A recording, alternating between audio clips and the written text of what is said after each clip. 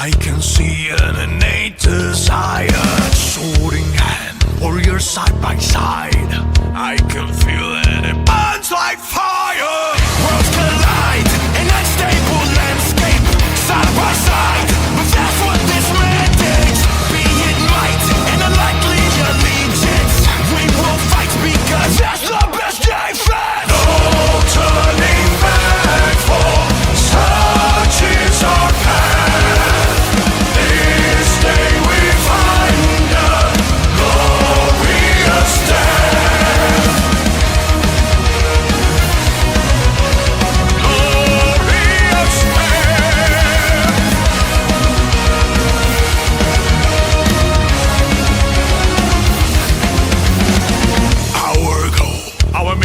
Is clear as we ride against a dark empire. By my soul, may the last thing they hear be the roar of this raging fire. Disobey the savagery mindset. Night and day, we'll let loose and find it. Brutal will define our reaction. Rip out the throat of each one imperfection. No turning back, for such is our path. This day we find the glorious death. Fear not, my friend, for righteous the path. They shall remember glorious death.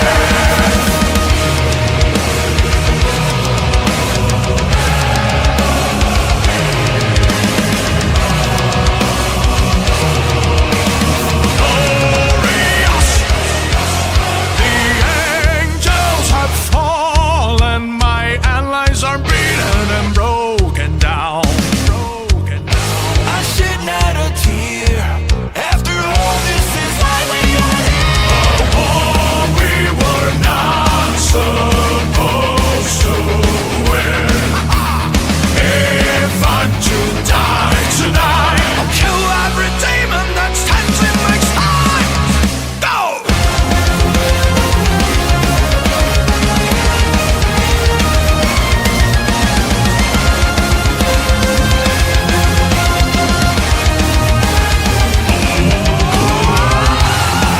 You must say me a fool. I'll stand on the skeletons of every goal. But if I'm to die, well, this very night, we'll kill every demon that stands in us. No turning back, for such is our path. This day we find the glorious death. Fear not, my friend, for righteous the path. They shall remember glorious death. Make them remember glorious death.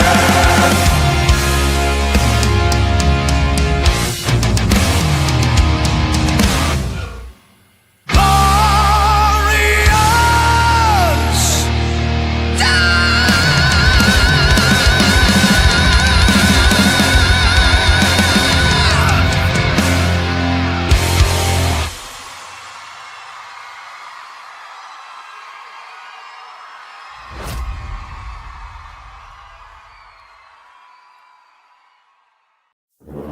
I am not the only one drawn to this place. With each passing day, more converge upon Earth. Pilgrims of fate. Some already arrived.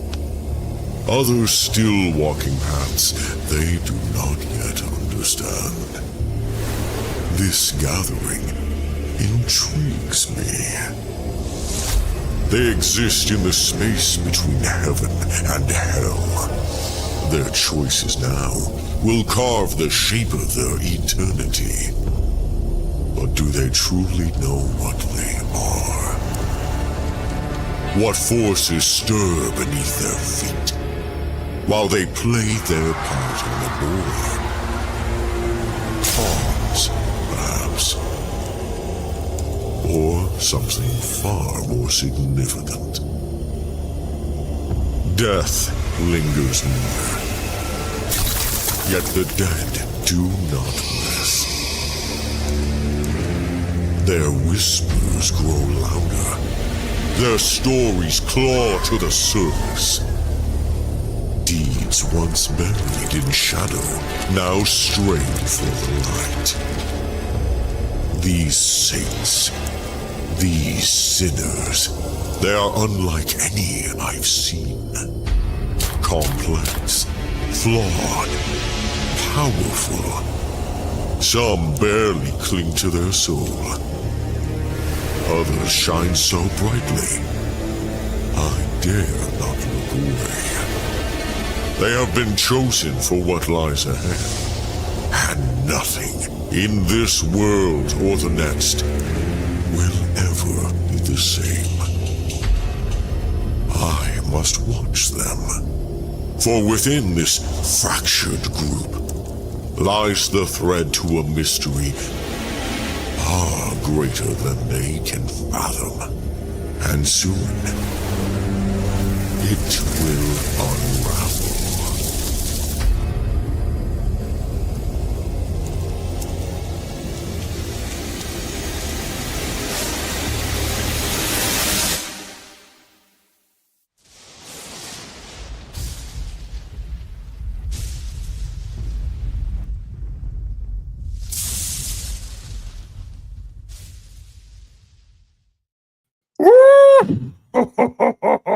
Man, so much happening right now, man. It's a little bit of a start, isn't it, really? Golly. You know, we got The city's full of secrets. the Ripazine 4, isn't it? You know, It doesn't stop. Holy, It does not stop. There's so much happening, man. Can't stop, won't stop. In actual Yeah. fact, we're gonna look at that in this stream, Eric. We're gonna look at Can't Stop, Won't Stop. Okay. Okay. Which is going to be quite interesting. Hi, everyone. Welcome to Rip und the Silverback, episode 77. As we close in on that 100 mark. Maybe by episode 100, we'll have a proper intro. I don't know. Maybe. Perhaps. I mean, we could come up with that. But it's just too many campaigns, to be honest with you. Yeah, Like, so much going on. It doesn't stop. it's like you have an intro, then you got the campaign, and then it's like, yeah. or just turn it into a Ripperverse show. It's just a Ripperverse show, folks. It's what it is. And then we'll just shit on something from Disney for 10 minutes. Yeah, Because there you go. But I'm joined, as always, by my host, Eric July, the Rip. How you doing, Eric? I'm doing good, man. I'm on the moon right now, looking at these numbers roll in for glorious death of my good friend Dan here, man, and I'm feeling really, really good. Just, man, I'm really. I started like, hey, we want a chart, right? And obviously, we have a milestone that's tied to that. Okay, but the more the numbers come in, the more realistic it becomes that we could top it. Right.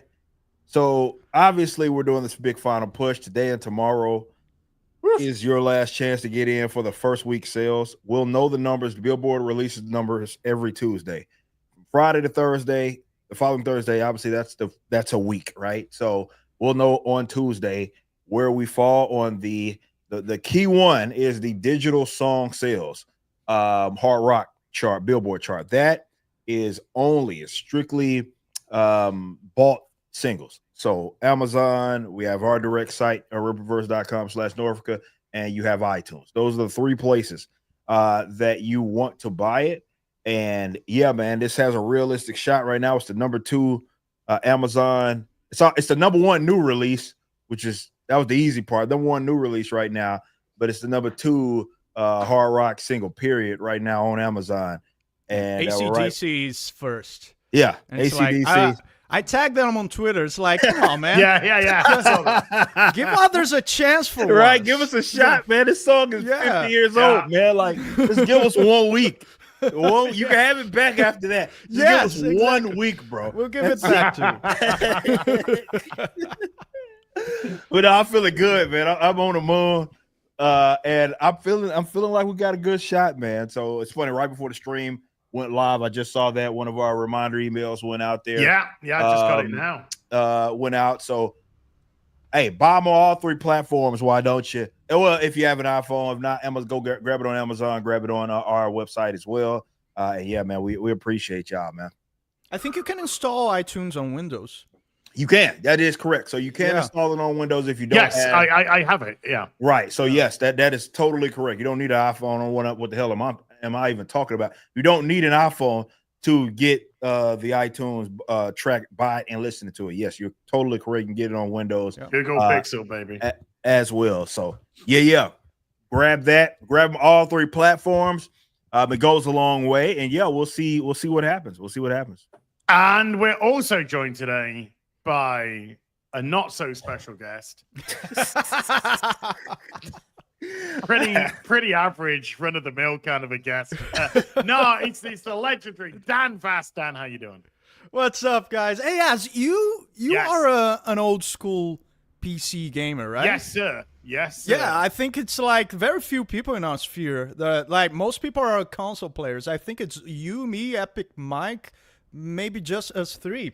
Look what I got. Although I didn't own my first PC till 2007, my PC gaming was always with other people's PCs.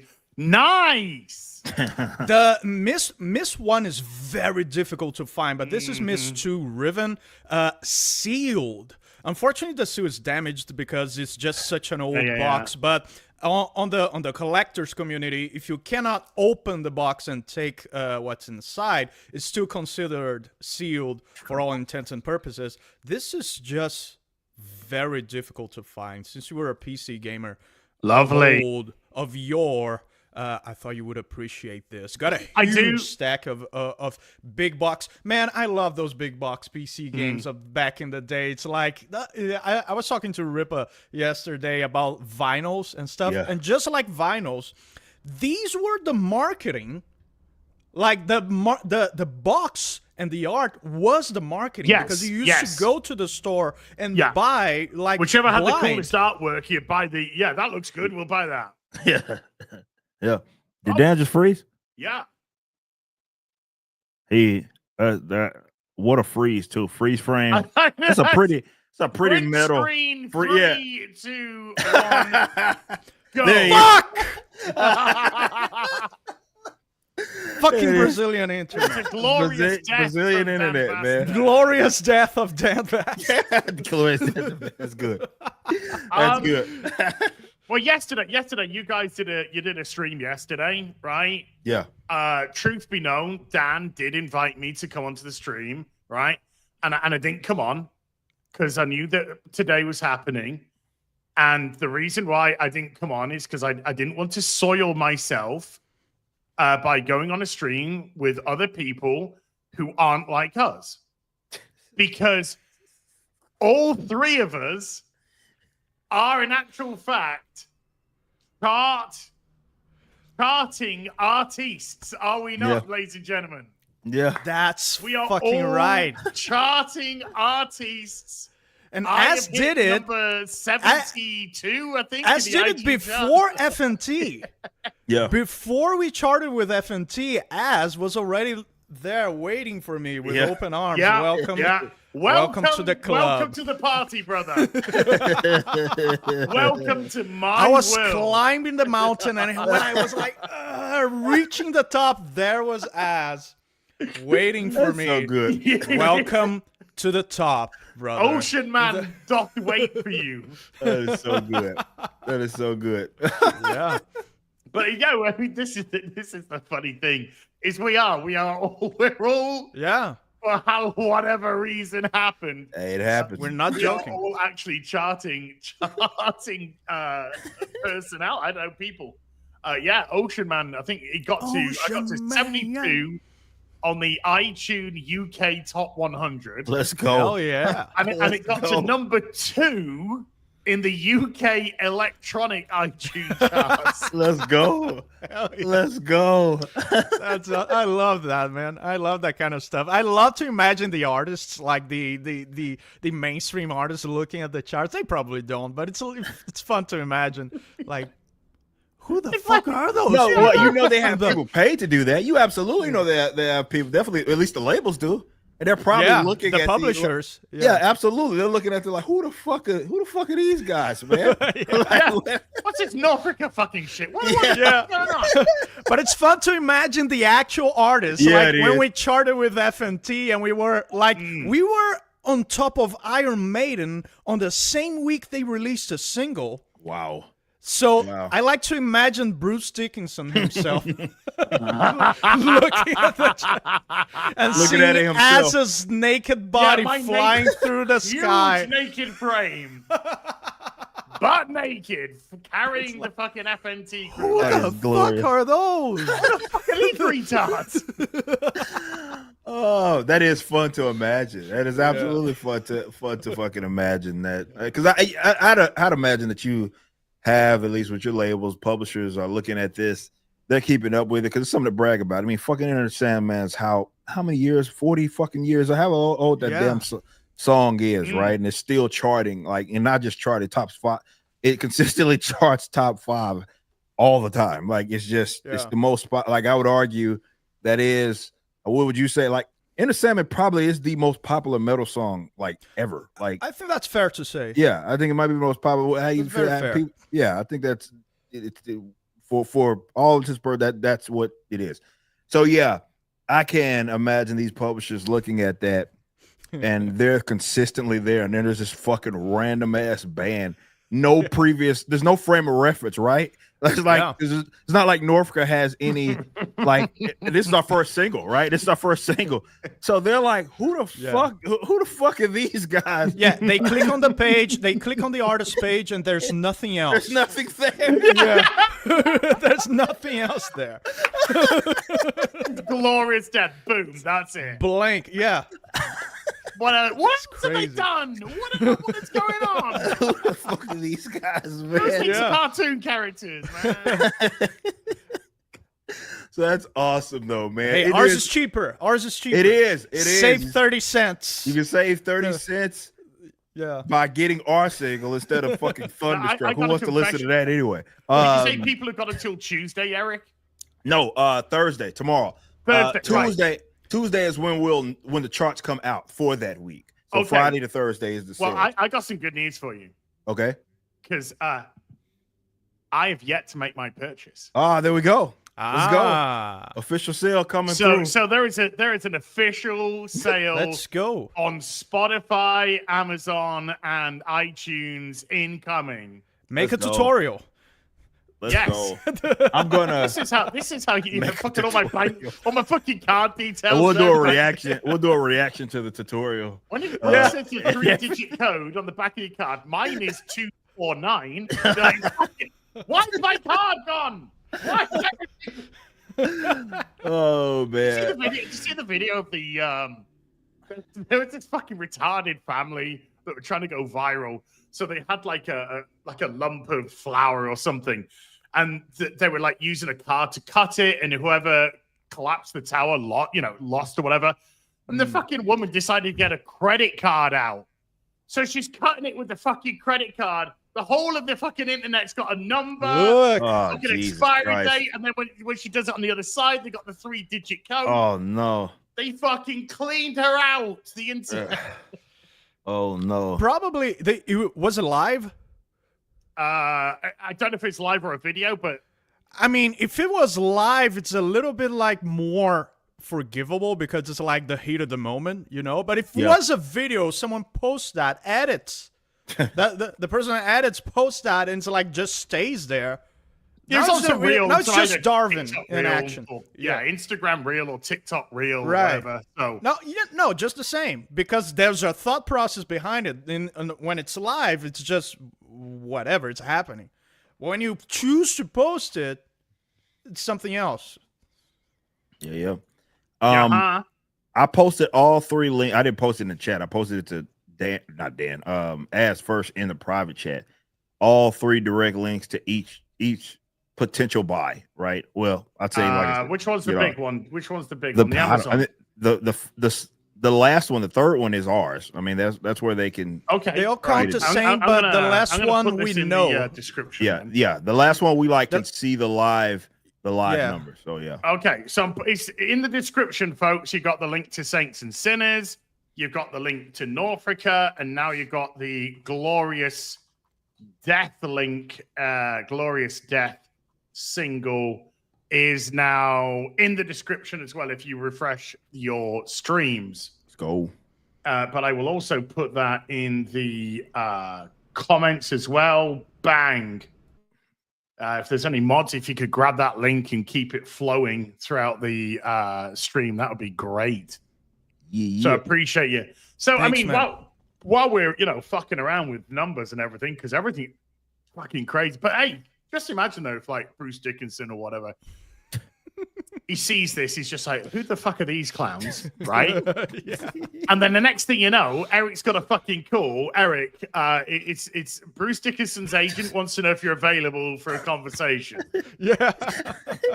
Hey, I'm game. Let's go. I am 1,000% there. Probably the first question will be Norfolk like, first touring of all, with Iron Maiden. oh, dude, all day long. Metallica too. It's funny. I just had Call us. brunch with my wife, and she was like, "What if something happened and they wanted to collaborate or something?" I was like, I wouldn't even fucking hesitate. Yeah. Like, I wouldn't even fucking. It would be zero hesitation there. Yeah. But no, dude, this is something that's really, really cool. To see, like, seriously, like bars like this. The only other time that we did it, my band did it with an album. It was with the Veracity album. Never did it with a single, but we did it with the album. We were the number 2 heat seeker. We got beat out. Some fucking American Idol winner fucking dropped their album the same week we did. Bad timing. Wasn't happy, but we should have had the number one heat seeker album on Billboard, but unfortunately we were only number 2. SoundScan, though, we were the number 1 alternative new artist, which is cool. If that chart still exists, Dorfka's gonna fucking get that, like, hands down. But no, it's really, really cool to see, because it's very difficult to do, right? Like, it's not like Norfolka's on the radio right now, or Norfolk or the Glorious Death is TV. TV or It's anything. all us. Like, No, grocery this is what you call word of mouth marketing. This is Yeah. word of mouth marketing. And of course, all the awesome colleagues, like on YouTube, like us and Jeremy has been pushing it. Gary helps. All of the people that work with us. They Hold on, are because a there's a part. very important comment that just came in. Yes. I ain't Beardo. He's Just out of catching nowhere. strays even over Well, here. brain damaged. You're gonna have to join the line on that one, okay? It's fucking long. Come on. All right. But yeah, no, it is. You're the school. It's organic, man. So a big shout out to Organic. everybody that has been pushing, all the people in our corner of the internet that's been pushing it. Same goes to all the reactors, man. It's been really, really cool. Oh yeah. Seeing those. That's started to filter through onto my timeline. Yeah. I On love my that. recommended on YouTube, I'm starting to get people reacting awesome. to Let's Glorious go, Death. bro. Yeah. Let's go. That means the YouTube AI knows that if you watched our video, you will be interested in a reaction. Yeah, that's cool, man. That is really By the way, cool. the wonderful people who are super chatting, we're going to do what we normally do is we get the kind of like discussion, whatever we're whinging about, whatever we're cheering about out the way. And then we have a dedicated section towards the end of the stream where we go through all the super chats so we can give you the proper time that you deserve. So thank you very much indeed. Don't worry, we will get to every single one of those. Of course. And by that, I mean the ladies who are going mad for Dan. I said, hold on to your britches, literally, man, and Oh, figuratively. man. So, yeah. Let's go. Let's look. I actually, before we do, this is you know, you talk about like Jeremy pushing this, and you know, people like myself will always like push stuff like this, and the sort of like the uplifting thing in sort of our sphere, because this is all word of mouth marketing. This is like you know, we have a little sphere that we hang around in. We all cross pollinate with what we do. You know, we all have things. You know, what brings us together is what we love. You know, our nerdy stuff and all that kind of stuff, and it all brings us together. Whether it's gaming or singing or fucking creating comics now and all this kind of stuff. And the beauty kind of like the people who we all kind of like chill out with is everybody's so fucking like uplifting. I've got Yellow Flash, of course, on Ripper Send as well. Yep. Shout out. Patriot. Golden Patriot. Go grab that. Just on the verge of 100,000, which is phenomenal. Nice. And it's just so great that we've got a sphere of people who just want to uplift others. Yep. You know, we see somebody doing something, we want them to succeed, you know, push them up, elevate them up, and just see if we can, you know, just get those shoulders going and fucking try and lift up. But it's just like wonderful to see. You know, it's so funny with the Ocean Man, for instance, years ago. Just seeing that fucking chart was stupid, absolutely insane, and whoever bought it should be fucking jailed, right? And I'm the first person to say that. I'm handing myself in for even being part of that. But you know, just to see stuff like this, of course, and then the Ripperverse just absolutely taking off. Dan, you know, you doing your wonderful fucking songs, your wonderful covers. And you kind of like gravitated into our sphere because you're a gamer as well. You're a gamer, you're a nerd yourself. So it's all our commonalities that brought us together. But it's just like so good to see whatever we're up to, whatever we're doing, whatever somebody's trying, is to try and, you know, elevate them, to try and give them a bit of a boost. And just from the roaring success that the Ripperverse has had, the roaring success that you've had, Dan. You know, Yellow Flash again on the verge of 100K. Myself is now doing Saints and Sinners. Saints and Sinners, baby. Ripperverse. 9,000 books. Let's hit 10,000, baby. FNT was #1 on Amazon. The FNT, you know, single was #1 on Amazon. We hit that. Bro, that was insane. We were #1 overall. All styles. Yes. That was absolutely insane. And we were not trying at first. Like, when we saw it climbing, then we started to go like, oh, shit, let's push this. But at first, we were not trying. It was just, I saw it by chance. I think someone sent me a screen snap on Twitter. And I was like, holy shit. It was crazy. It just shows the power of just what a wonderful bunch of audience we have. Yes. Yeah. You know, just what a wonderful group of people. You guys, I mean, we couldn't ask for better or bigger support than you give to us. It's absolutely insane. So we're just humbled. We're just truly humbled by what you guys do for us and how you allow us to be, I mean, creative. Some of us, maybe not me, but others to be creative and just do these things. So huge thank you to all of you. Yeah, I think it's thank you to all of you guys. Also, the general kind of growth of this kind of, again, a little corner of the internet is it's not so little. I mean, because you have so many of us that are involved in various different things, though we do have the commonalities that have brought us together, right?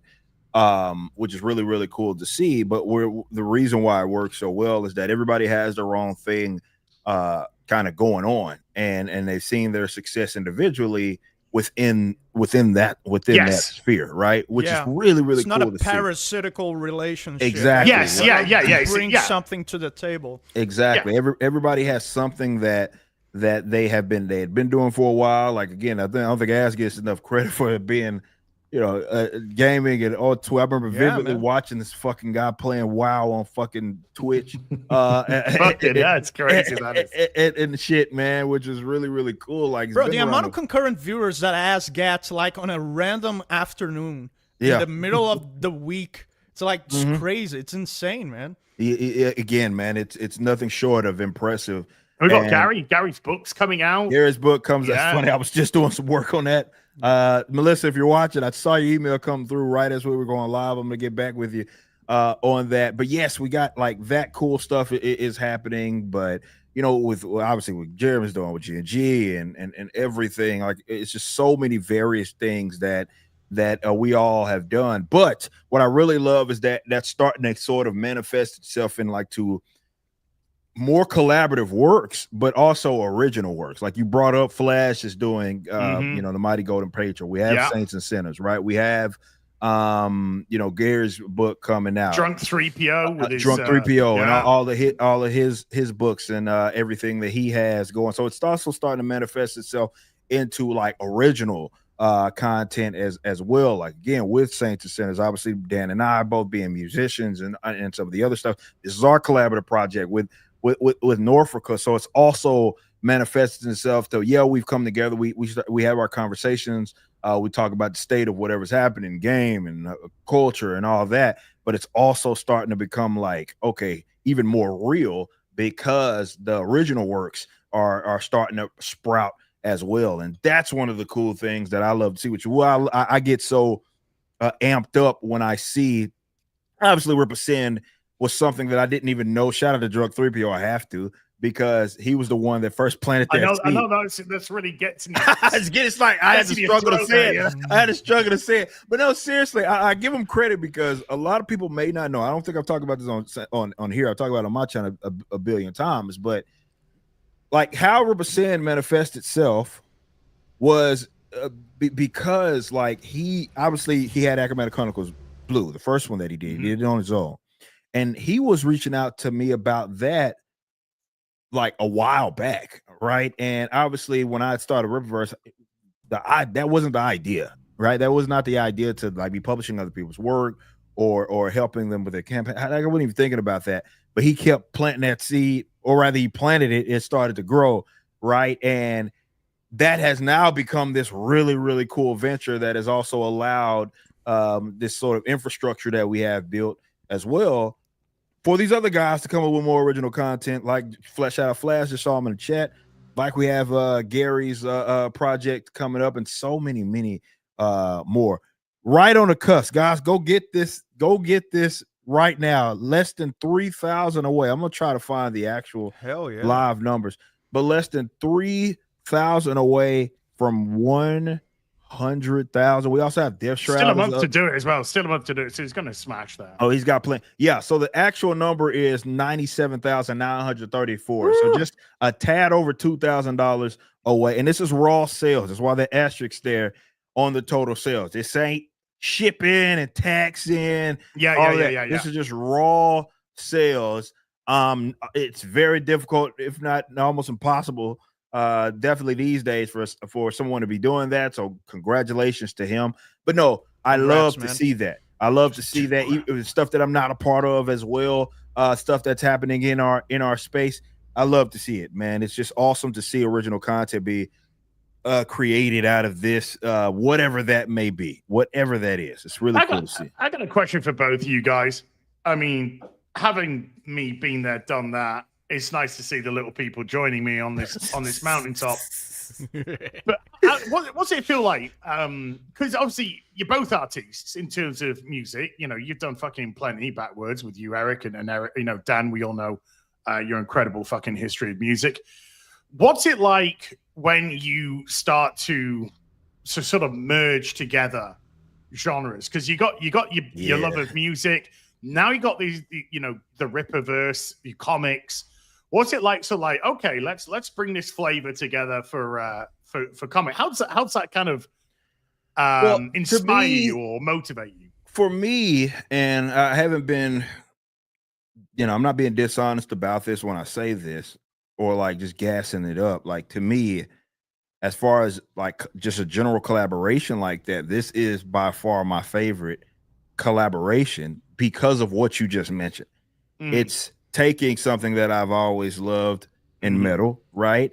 Collaborating with a guy that I see eye to eye with on so many various things, and also merging that in some capacity to the comic world with it being an universe band. To me, it puts me on the moon, right? To even get a shot at doing this, but it made this collaboration more fun than anything else that I I had done in the past because of that. It's basically everything that I love was all intertwined in this. It's like into this 77 episodes into a podcast. I'm not going to take that personally. Well, no, I'm talking. Well, but it's not like we're performing music, right? You know what I mean? With at least this, like, I appreciate. Obviously, I'm taking. I appreciate all the collab. I don't want Lauren. Shout out Lauren. Obviously, we have a damn. Well, Dan, you're not my favorite person I've ever been on stream with. You know, I want to give a shout out to all the people that have collaborated with musically. Lauren, you know, I love you to death. I mean, fucking, we got a cover that has 11 million damn fucking that was views crazy. on. I got recommended that before I met you. Yeah. Before I met you we started playing gay Mario Kart together. I was recommended that video. I was like, holy shit, that guy can scream. Yeah. Shout out. Yeah. But no, I was Lauren, love you to death. As well than all the other collaborations. But like I say, this is, I'd be lying if I didn't say it was special because of all the things that Az just mentioned, with it being tied into something else that I obviously enjoy doing in you know, comics. Like that's my other love, right? And so both of them have now come together, and we have this in a universe band, and it's also just fun. Like, it's just fucking fun. Yeah. Like I hear the track when Dan, you know, sends that, and I'm hearing everything. Like, I'm like, fuck, dude. I'm thinking all these things I'm gonna do on the track, and I get in the studio, and that thing changes. Like, so the creative process, juices are all flowing. Man, I just had fun. So for me, very natural. it was awesome. It was good way to put it. Yeah, it was very natural, and as Ripa always said when people asked him, "Hey, how about the collaboration with Dan Vasc?" Ripa would always say, "It's inevitable. It will happen." And indeed, because we were gravitating towards that. When Ripa contacted me, I was just like, I was waiting for it. I was waiting for any excuse to do something with Ripa, because since we started playing Mario Kart together, and I knew he was a metalhead as well, it was like, I will eventually do something with this guy in the future. Then we got to know each other better. Like, we're both anarcho-capitalists. We're both like, I found out recently that we're both Methodists. Yeah, so like we have a lot of stuff in common. It was just gravitating towards that. But it was very cool. It was natural, but at the same time a challenge, especially the African stuff. I was like, how do I put African influences with Viking metal, with Viking fucking metal, and also at the same time metalcore together? It was like, but more specifically, the African part was more of a challenge, because my experience with African music, I don't know, probably the Civilization soundtrack. That was it. That's close as you're getting. Yeah. That was my experience with African music, the Civilization games. But then I started to check like some examples of rhythmic. How do you say that fucking word? Rhythmic, like the drum stuff. And was like, why don't we embrace that? Yeah. The drum stuff. Speak Why don't English, we Dan. embrace the drum stuff from Africa? Like, let's just make it bum, bum, bum, bum, bum, bum, bum, bum, bum, bum, and go like, put it right at the beginning of the song together with some what's that? Invisible liquids. Invisible liquid, man.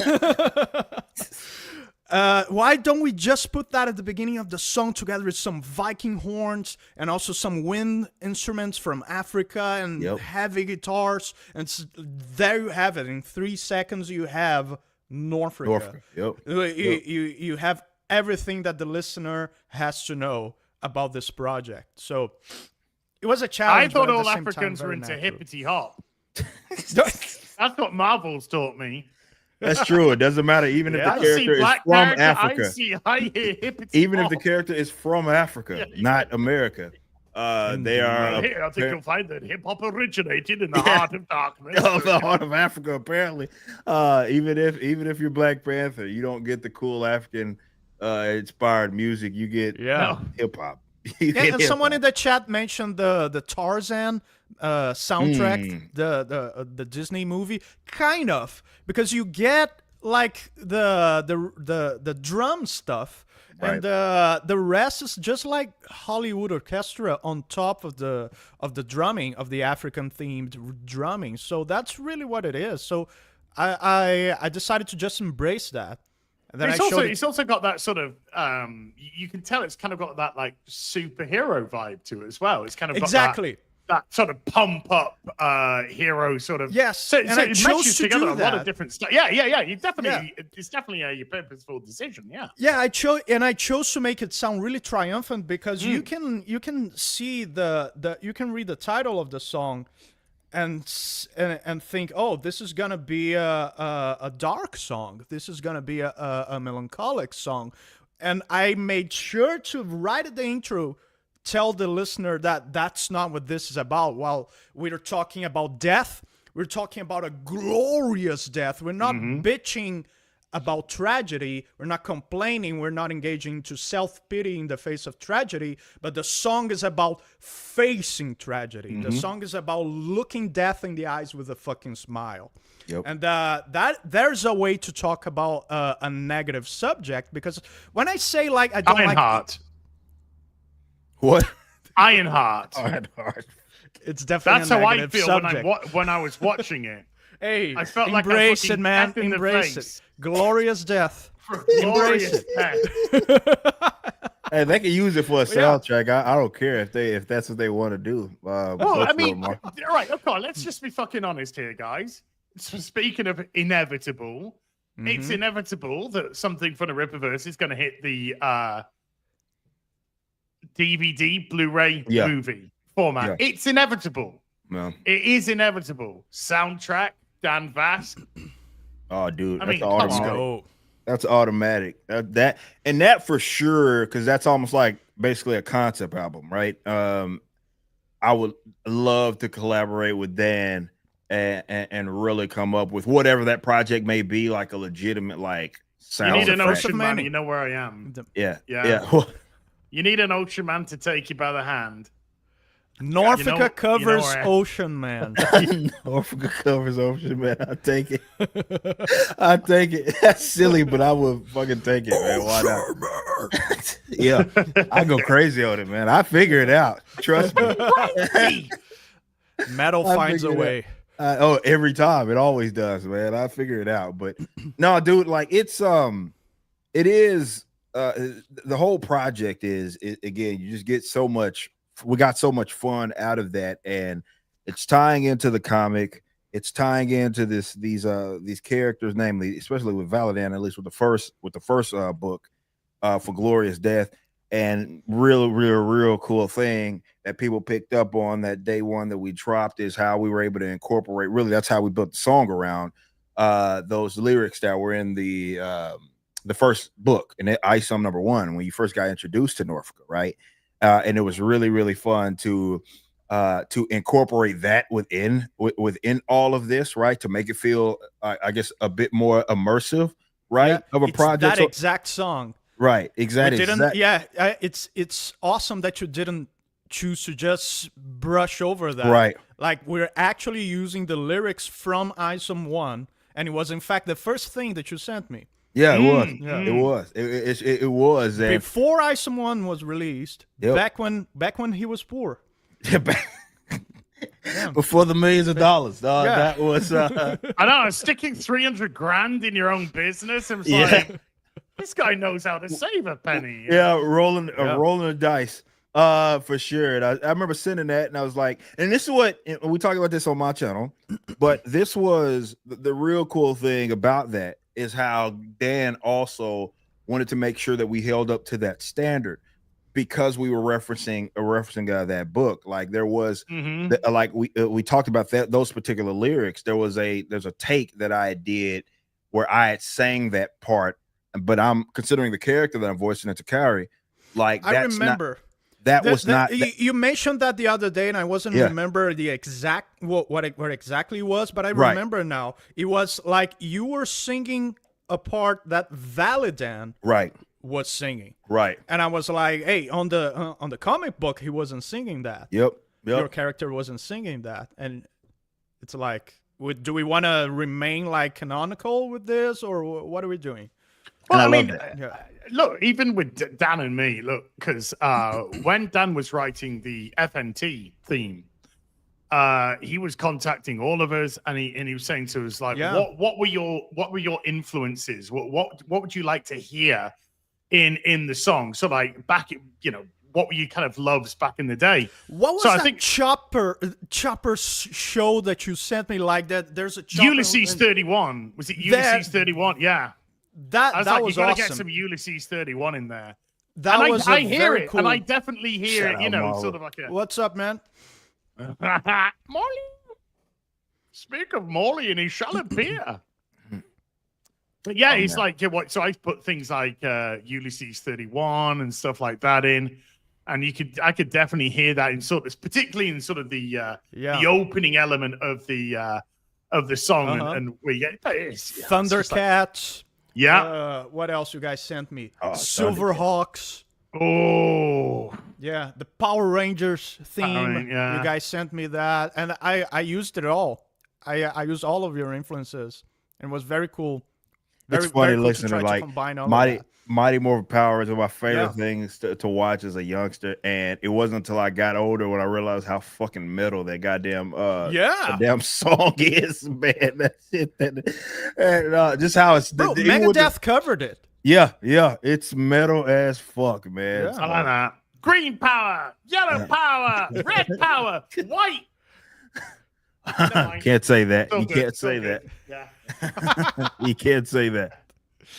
Oh man. But no, that's sick though. But it just goes to show that Dan actually obviously cares about what he's creating, right? Like he's wanting everybody's input. He wants to make sure that the vision is being seen. That's true artistry, for sure, especially in collaboration, right? Where you're trying to see that vision all the way through and maintain some sort of consistency. And like I said, he did that with our track, and I'm glad that he brought that up because I laid it, and he brought that up almost immediately. It's like, hey, that wasn't how it was in the book. I was like, you're right. We need to be consistent to how they were singing it in the book if we're going to be referencing it at all, right? So it made the song just so much better. Yeah, more big hell yeah, game, man. Let's go. Did you see that? Big metal fan. Yeah. Got a bunch of sealed. I think my oldest sealed big box PC game is Chess Master 2000. One of my big collection pieces at the moment is going for sealed PlayStation 1 games, PAL, as opposed to the NTSC, which are thinner. The PAL versions are thicker. So that's kind of one I big. Do you know what's the oldest or more valuable sealed one you have? To me collecting becomes personal. So what I like personal to do, value to the items. Yeah, sure. I like to pick up the sealed ones that I personally loved first, and then if you're lucky enough to grab some of the really difficult ones, then so yeah. But that's that. It's a passion. It's a love. Those PC big box ones. I remember playing Doom at my mate's house because, like I said, that is a holy grail. Very difficult to find because it wasn't on stores. You had to call who made Doom again? Interactive. ID. What is it? Yeah. You had to call them. You had to order by phone. It wasn't on stores. So they would make more together with demand. But Doom 2, that's right. But the Doom 2 is easier to find. But Doom 1 is such a holy grail for big box PC game collectors because of that. You used to have to order that by phone. It's crazy. That is sick. Man, those are the days. They're pretty sure the first games outside of, I did have, my dad had PC, and again, playing games I had no business playing. The main one was Duke Nukem. I had zero business playing that. Oh, absolutely. How old were you? I was probably like fucking 8, man. I was Yeah, not man. I had no like- business because you could you could with Duke you could fucking be fucking throwing money at strippers and all. You kinds kill of- Yeah. hookers. Yeah, like it was fucking crazy. I had You I don't know throw what my money at dad was strippers, fucking yeah. thinking, man. You What press fuck the my dad action was button and you're Nice. in front Yeah. of the stripper, and it's like, Yeah. throws money at them, What the kills fuck? people on the toilet, Yeah. and yeah. Hell to the king, Remember baby. that? Remember that theater shooter? Because the people that it was a shooter that killed people on a cinema room, on a theater room, and they found Duke Nukem 3D on his PC, and it was like it was in the 90s, right? The Yeah. Satanic Panic, Panic, and all yeah. of that stuff, and it was like Duke Nukem 3D was super controversial because it was on that guy's PC, and the first stage it's in a theater, In a You movie can- theater, yeah, in a movie theater that you went in and shot people.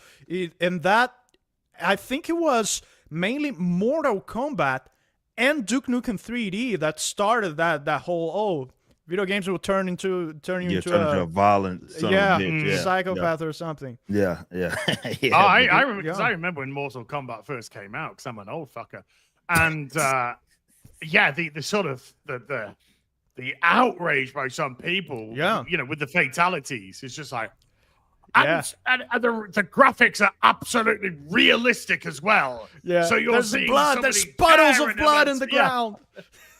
Yeah, and compared to today, like those first fatalities were super Yeah. tame, super Yeah, tame. definitely Like, compared You to should the have heard ones them when in the Dead mo- or Alive came out. Oh, dude, yeah, The those bouncing yeah. boobs, they were going crazy over them bouncing jiggle boobs. physics. Yeah. one of the Yeah. Dead or Alives, well, I don't remember which one was the first Xbox 360 game that I ever played, and it was like, wow, boob physics.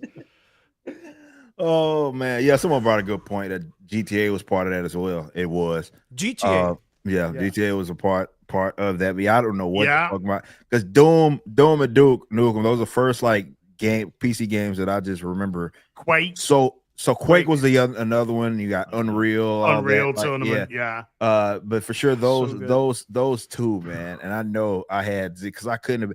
Because when did Duke Nukem 3? It's either 90, was it 97, 96, 97 when I think that came out, something like that. So yeah, I would have been like 6, bro. I had zero business playing that fucking game, but my dad let me fucking Should play. be playing it. Mario or whatever. Yeah. No, Duke Nukem. I was playing fucking Duke Nukem and Doom, bro. 91. Duke Nukem 91. Well, that was the first. Yeah, the first Yeah, one. first but one. Duke Nukem 3D though. I think. 3D. Yeah, I think 3D was mid 90s for sure. Yeah, had no business playing that damn game. That was 96. 96. Yeah, I was fucking 6 years old playing that damn game. Had no business playing it. Look at that. I'm here to kick ass and chew bubble gum. He's- This to is the the king, Atomic baby. Edition. I used to have a BBC Model B. That was the PC that we had in the 80s. It's a BBC because it's before all these tower-based PCs, And I used to play a game called Repton. Was it On DOS? that. Was it Yeah, MS-DOS? yeah. Okay, so it was an IBM compatible. Because back in the 80s, the cool thing about the 80s is that people made computers just like people make consoles nowadays. Mm-hmm. Well, like a pre-made computer, Atari had the Atari ST and Commodore computers. yeah. So pre-made computers, just like, and you would choose your computers just like today you choose your video game console. It was pretty cool. Anyway, Amstrad as well. yeah. Amstrad, yeah. And then I had ZX Spectrum Oh man, that's awesome. with the rubber keys, Uh-huh. Used to play Jet Set Willie. Do you remember Jet Nice. Set Willie. Willie? She used to play Jet Set Willie on there. I would love Holy. to get an MSX. Oh, I think it was exclusively Japanese, but I would love to play the original Metal Gear games that came from the MSX. Yeah. That would be crazy. Yeah, Big because they days. were 86, 87, the original Metal Gear. It Around was there. it was late 80s. It was Yeah. late 80s. Yeah. And it wasn't Kojima took it over in what 97, 98 was when Kojima his version came out. Metal Gear Solid Solid came on 98. 98 was a crazy year, man. Crazy year for music. Resident crazy year Evil for 2. Everything. Was it? Yeah, Resident Ocarina Evil of Time. 2. Ocarina of Time, Half-Life. Oh, 98. Bro, what happened? The world with the shit. I could say society something, peaked but I'm in the going to get 90s. into a lot of trouble if I do. Yeah. According to the machines on The Matrix, the world peaked on the 90s. It's true. I believe that. I believe The that machines had wholeheartedly. to choose a period. Yeah. The machines had to choose a period to make humans live in forever. Yeah. They chose the 90s. Late 90s. Well, for They sure. chose the late 90s. Yeah, that I don't know if it'll ever. It probably is never going to get better. It's like than you what it still was. you already had some level of technology, like you already had relatively easy access to the internet, Yeah. but no social media, no phones. No, it's social media. Social media is what's killed everything, man. That's true. what I got. That's that. Well, You can I mean, you can even go a little bit as far as the mid 2000s because then you have YouTube. well, it wasn't until MySpace that and I was in high school, so that was fucking. MySpace was pretty chill, though. Well, compared to what we have now, Yeah, we because missed it. MySpace wasn't. MySpace didn't have the algorithm of we need to get everyone fighting. Right. Yeah. Right. Which Facebook built its algorithm on, which Twitter built its algorithm on. True. So those were built on interactions that would get people mad, short, no context. So it became arguments as opposed to discussions. MySpace is just like Go to someone's page. They got to look. The most Yeah, controversial thing on MySpace, who was in your top fucking 8 or whatever. And people getting pissed at school. Definitely when I was there. And you would check it like you would spend a week without checking it. Yeah. It's like doesn't matter. Yeah. Go to someone's page, get to hear the music, right? That they got on their little profile, yeah. That was about as good as it got though in the late 90s though. Like it was just how we and I did a video on this probably like 5 years ago where I was talking about this, where it's like how people like the reason why even that the anticipation with like video games is fundamentally changed is because how we consume media has just changed, right? Like obviously the physical aspect plays a role with that, but like you remember the midnight releases and things like that, which it's so hard to. It's a very specific thing that can't really be replicated because everything's so connected now, right? And so easily accessible when it wasn't back then. Dude, I was there. I was actually working in a game store for the release of the PlayStation 2. Sick. So I was actually working through that fucking period, which was insane. And then when the GameCube came out, I remember going to the Midlight launch to pick up my copy, came back with Rogue Squadron, came back with, I can't remember, something else as well. And so, yeah, I can remember just queuing up outside Game Store at midnight. Load of us as well, bunch of us. Yeah. Just waiting for that to open up. And I love the GameCube. It's one of my, sort of like dark horse favorite. I mean, I think the Dreamcast is my favorite console because I think the Dreamcast was way ahead of its time. Shenmue. Yeah. Oh, fuck dude. Yeah, like those. See that? I got sealed Shenmue. Oh, I got sealed and graded Shenmue. Nice. And I was there. I was there. I fucking threw a bunch of cash for Shenmue 3, the Kickstarter. Yeah. And I was there. I remember watching the stream where he's trying to get it funded and absolutely smashed the goal. I think it's 2 million, the goal, and it just smashed through. And then they got the other funding, and they went through all that kind of phase. But yeah, I remember that to get Shenmue 3 off the ground. Like, I bought my first Dreamcast this year. Oh wow! Yeah. My closest friend had it. Like it wasn't. It was the same with the Xbox. Like he got because we had the. Nintendo. Well, it wasn't the Super Nintendo. It was the what did my dad have? No, he had what's the Sega Masters? Oh, Master Master System? System. Master System. Came Yeah, before the Genesis. yeah, that he had Yeah. that.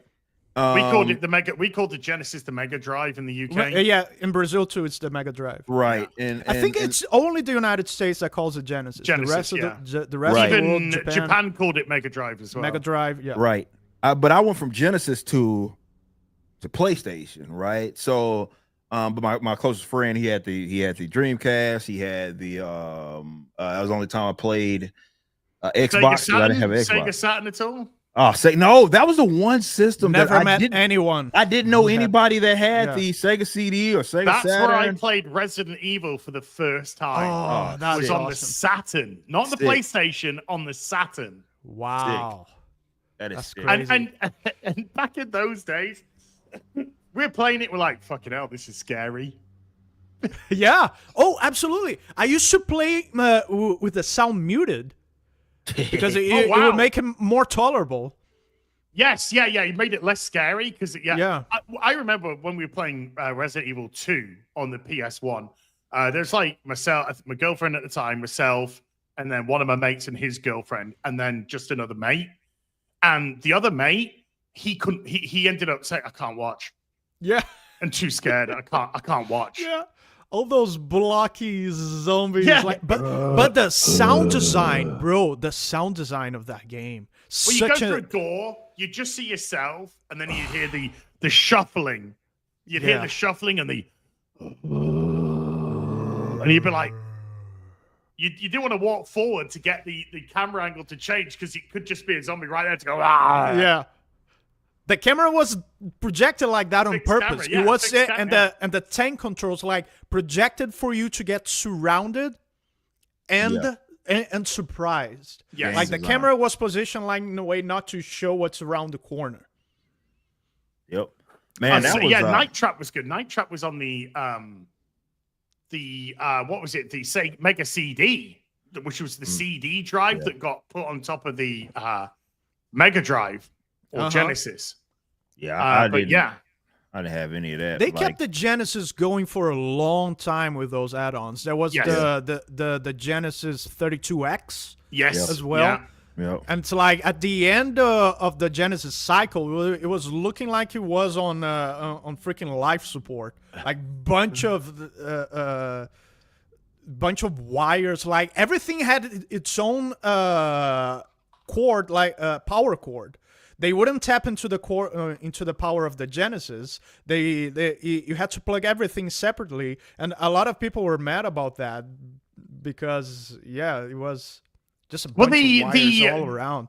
The Dreamcast lasted a lot longer in Japan than it did in the West. It died relatively quickly in the West, but in Japan they were still making games for up to 2007. Whereas it kind of long gone because the Xbox had come out and the PlayStation 2 had blown. 2007. Yeah, had That's blown out of crazy. the water. But yeah, I remember picking up the Dreamcast and that was my first taste of online gaming. Phantasy Star Online. Man, It came with a That modem. was crazy. It came with Yes. a modem and the browser CD that you could install and browse the internet on your TV. Oh It was yeah, crazy. if you wanted to flick your bean to some porn, you were waiting like 17 minutes for a fucking page to load in. And if you press the back button, you're fucked, mate. It's just like, man. wait, what? We gotta go back? But wait, Not compute. the video game's usually on the living room. Yeah. Yeah. As it's like, so what? Well, somebody better not walk in then. You better fucking knock before going in. Oh Yeah. man. Why has he got That's- his curtains closed at 1 p.m.? No, it's funny. I was thinking about that the other day. Obviously, with some of these, consoles and how fewer games there are, like especially at launch. Obviously, I know N64 didn't have that many. We know the Switch has like fucking one. As it dropped, 3 didn't have that many. But I was thinking like the sheer amount of fucking PlayStation 1 games Oh, that there were. there were so fucking many games, man. Like Yep. of so many different genres. Like I just remember playing. Definitely when I would go, because I used to go. I spent all of my summers in Arkansas with my cousins, or more so my aunt and uncle, and my grandmother stayed right across the street. So we had one of those project. She had one of those big ass projector TV fucking Shit. Yeah. yeah, one of the big ass projector TV, the little thing, the little big ass case that had to fucking come out with that, had the RBG colors. It was Tube TVs, dude. Yeah, it was trippy. That shit was trippy. That was the only place I saw it. Otherwise, it was just the big, CRTV was or what have you. But yeah, we used to fucking game on that damn thing, playing fucking Twisted Metal and fucking Cool Borders, Jet Moto. Man, Cool Borders 3. Cool Borders 3, yes. That was my fucking Cool jam. Cool Borders 3 was so fucking solid of a game. I know I made a controversial take. Was that a couple years that the chat got mad at me because I said I put Cool Borders 3 over SSX? Yeah. People weren't I was the same. I'm the same. 100% exactly. the same. Exactly. I put Cool Borders 3 over SSX, man. It's a snowboarding game. And you ain't ever gonna change my fucking mind. Exactly. I remember to this day my first 5 PlayStation games. It was the Tarzan game, which fucking awesome. Tomb Raider 3. Okay. Tony Hawk 3, Tony Hawk Pro Skater 3. One of my first contacts with heavy music. Yeah. One of my first I think for a lot of people, definitely with Yeah. pop punk, like a lot of people of our generation, fell in Tony love with Hawk that games, shit because of Tony Hawk. Yeah.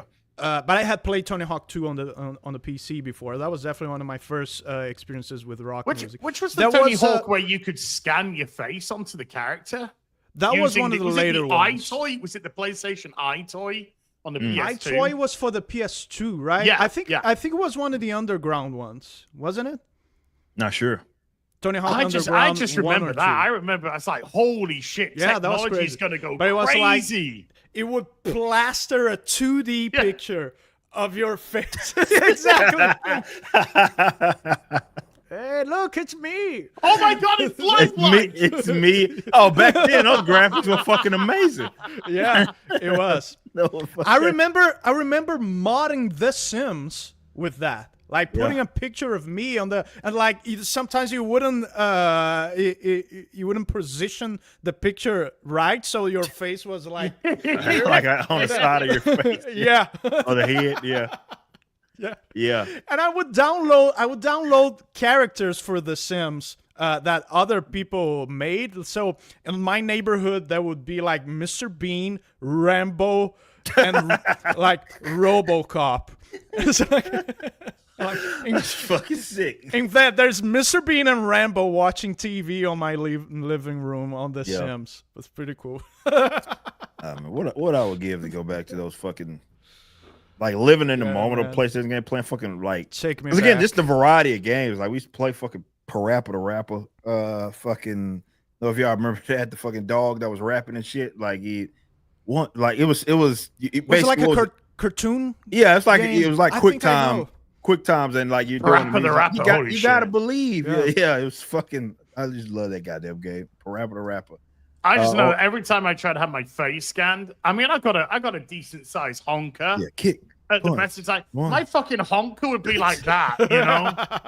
It'd be like splattered across the whole compress fucking everything. thing to like here. Like, how the fuck, man? It's because it's like rounding. It's like taking it and rounding it all across your. I had no cheeks. I just had a fucking nose. Yeah. Oh man. Oh, but what was the other 2 games that I had were from the first 5 ones was Spider-Man 2 and some Donald Duck game. Going Quackers. Okay. Spider-Man 2 was so good. I couldn't afford a PS1 for a long time. Oh, I don't even know how I got my grandmother must have bought that damn thing. I think I bought a PS1. The PS2 was already out. Yeah, I did. I was not able to buy a PS2 at launch at all. No, I did not have those. I was like living in that period of time where you just buy pre-owned stuff. Yeah, You know, and me I too. think I got my first PS1 pre-owned, refurbished pre-owned from one of those game shops, and one of the I think I can't remember. I mean, I borrowed. We used to borrow. Also, back in those days, we used to borrow PlayStations from our mates. So we would borrow their console Wow. for about a week or so. And I Those remember were good mates. I would I remember never in lend my console to anyone. I remember. I remember. Back in 97, dropped out of university. Fucking hated the fucking game. Dropped out of uni. Fuck that for a fucking sausage. I dropped out too. When it got a job,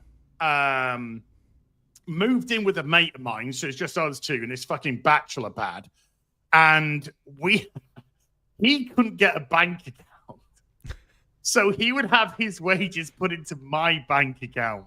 Hey. So when it was payday, we had like 2 months worth of wages, which is like a fucking homeless person's one day, you know, on the streets, because it's like nothing. And because we're young, we're fucking retarded.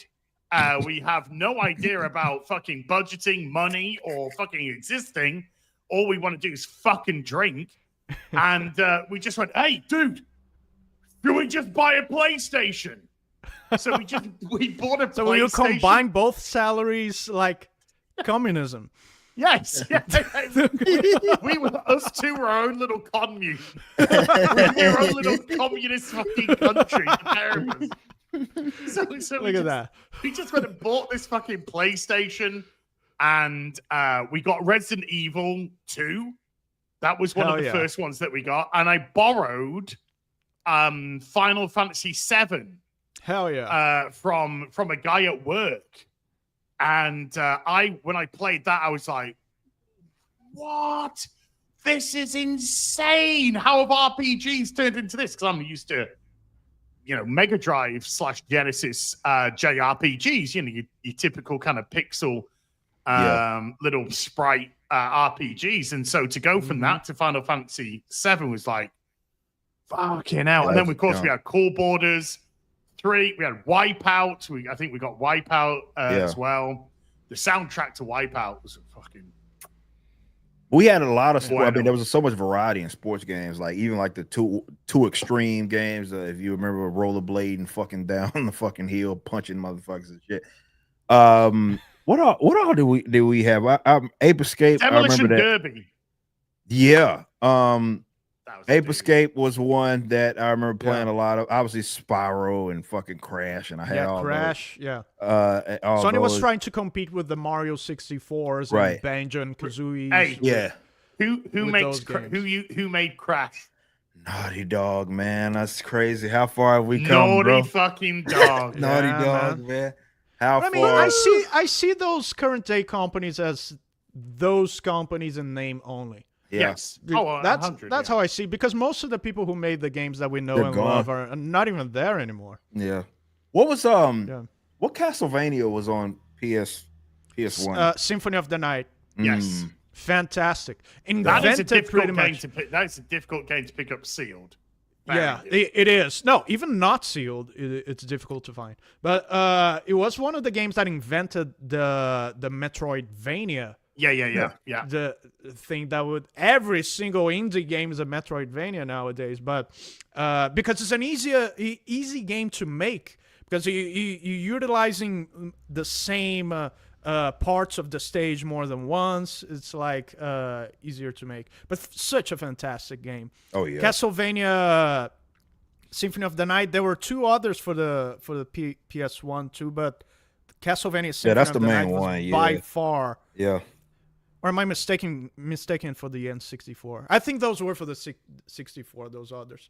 Back when companies would make, like, they would use the same game, the same game franchise on different consoles, but it was different games. Yeah. Not the same game ported to one console and the other, but it were different games. Oh, Tenchu, yeah. Tenchu. Yeah. Tenchu was, that first Tenchu was my fucking dude. shit. Oh. Forgot that. Was it the first Tenchu that you had the guy, like the fat guy, kind of trying to grape a woman, and he was like, "Come on, come on." It wouldn't surprise me. That's all burned those into my games have some memory. fucking weird shit. All those fucking games. There's someone in the chat that knows what I'm talking about. I'm sure. All those games Oh, have- someone mentioned Dino Crisis. Dino Crisis. Oh, Dino Crisis was Wasn't another. Time Crisis? Parasite Eve 2. Ooh, Parasite Eve. Parasite Yeah. Eve 2 on the It was PlayStation. solid. That was on PS1, right? Yeah, yeah. Was Metal Gear? Which Metal Gear? That was Metal Gear Solid, Solid 1 PS1. Yeah. Yeah, Metal Gear Solid. And you used to have to look at the back of the box to get the code. Yeah. So that you could No, communicate. that part is so awesome because the Ooh, Colonel, Vagrant Story. Yes. Colonel Yeah. says Yes. the number is on the back of the box. The Colonel Yes. tells you. And you Yeah. you go through the whole game searching every single fucking box. No, Like, no. what the fuck is the I fucking knew what he code? meant. I knew what he meant. I He said the I back- didn't I know. looked at the back of the box and I looked the whole game through trying to find that fucking box that he was talking about. Turns out it was the game box. game box. Yeah. It's in the back. And Hideo Vision, where Psycho Mantis, you'd have to change Yeah. your controller from port 1 to He port will 2 so you read- couldn't read it. He will read your memory card, and if you Yeah. had other games, Yes. other He'd tell you what Konami they- games, yeah. Yes. like if you Yeah. had Symphony of the Night, he would say, "Oh, I see you like Castlevania, don't you?" And you're like, "Holy shit!" That shit was Great. fucking trippy, Great. man. Like, Yeah. what was it? Like, yeah, that was trippy. That the PS2 one, what was that? Sons of Liberty? That was on Sons of PS2. Liberty. Sons of yeah. Liberty. And you get to the part, and he's like telling you to fucking turn your console off and shit. And I was like, Turn your console off. You play too much. it's like, wait a minute. I was like, well, probably like fucking Yeah. 12, however old I was. What the fuck is- Solidus was right. Yeah. Solidus was right. Did At the end of nothing that wrong. game, I didn't want to kill him. It's like he's fighting globalism and authoritarianism. I'm on your side. Don't wanna There's kill a you. lot of people in Metal Gear games you have to kill who are not bad people. Yeah. But I remember, I mean, God, see, this is why we get on so well, by the way, Jeff. Yeah. I remember seeing the CGI trailer or the trailer for Silent Hill 2 when you got James looking in the mirror and he's doing that, and you're just like, whoa, this is ridiculous. And then Yeah. Silent Hill 2 coming out on the PS2, Ico. I have that. It's one of the rare PS2 games that it's a CD. It's not a DVD. Oh. It's a little curiosity. Yeah, Eternal Darkness on the GameCube was a big one. That was a very good game. Yeah, so you've had the GameCube for that. Yeah.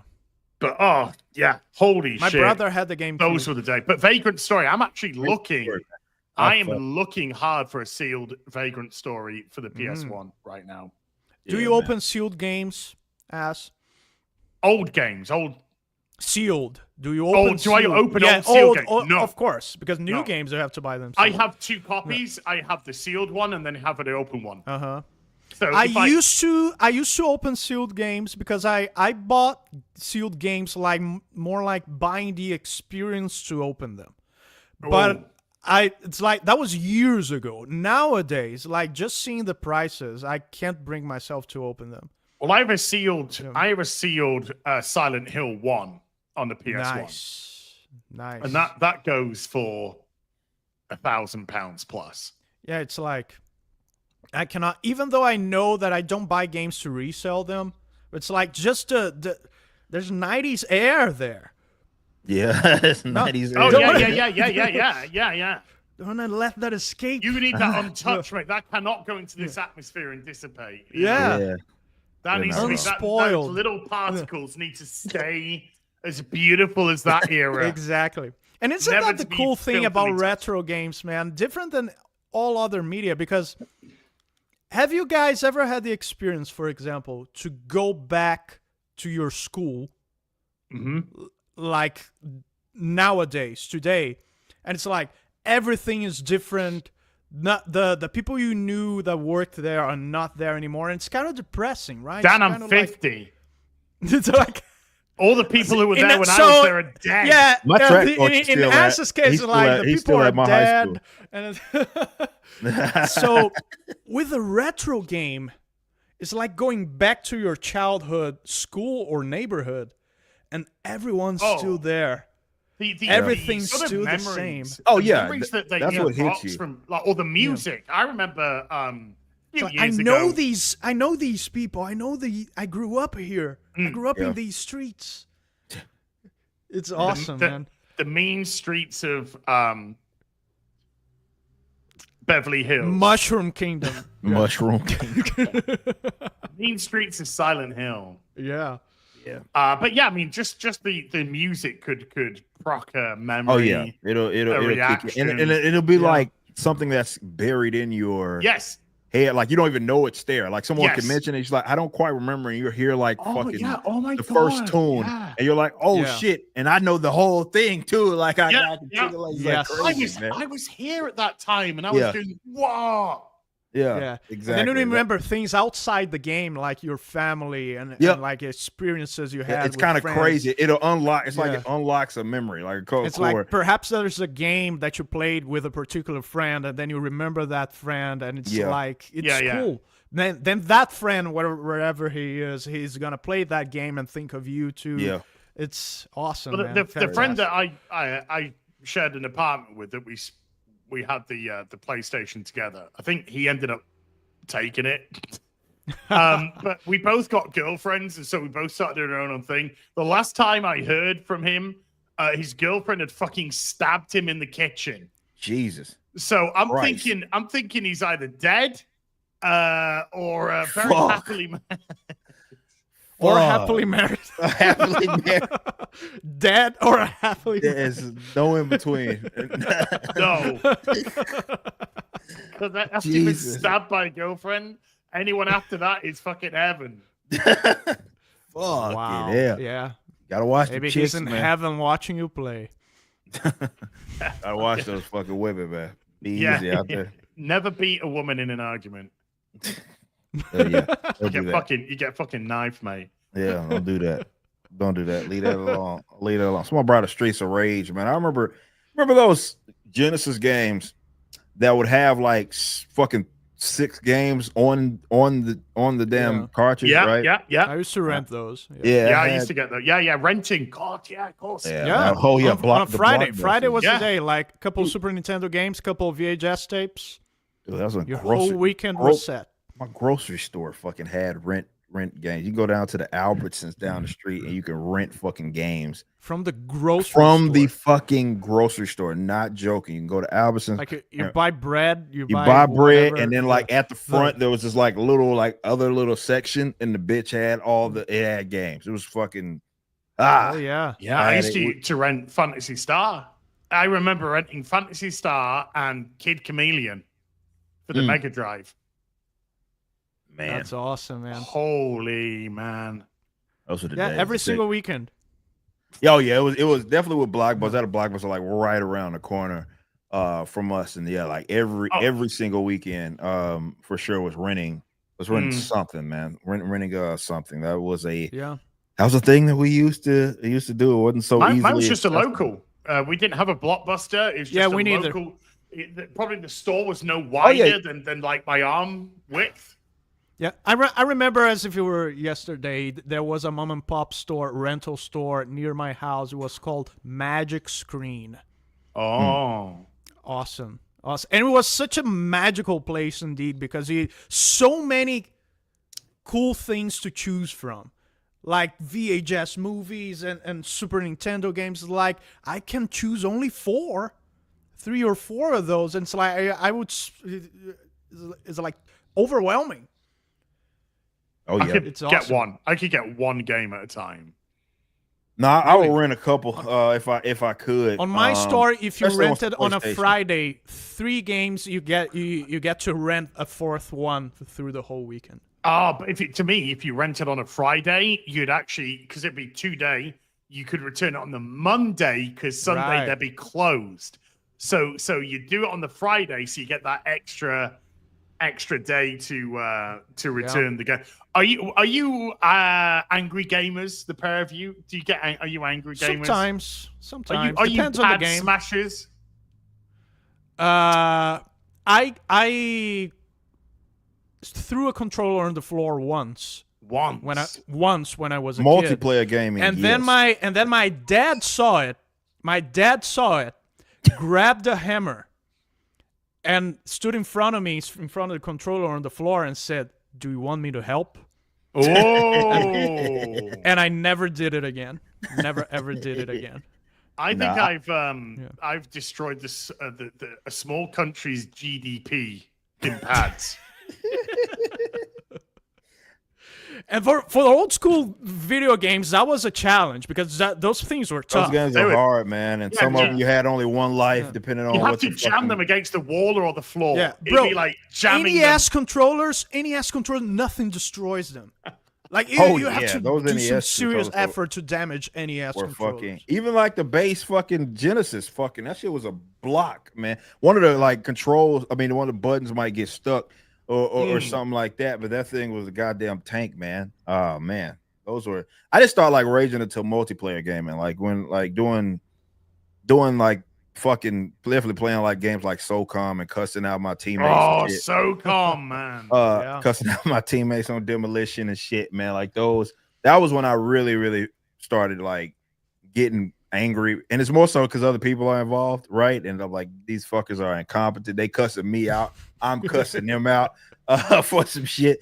Those are the days. SOCOM, man.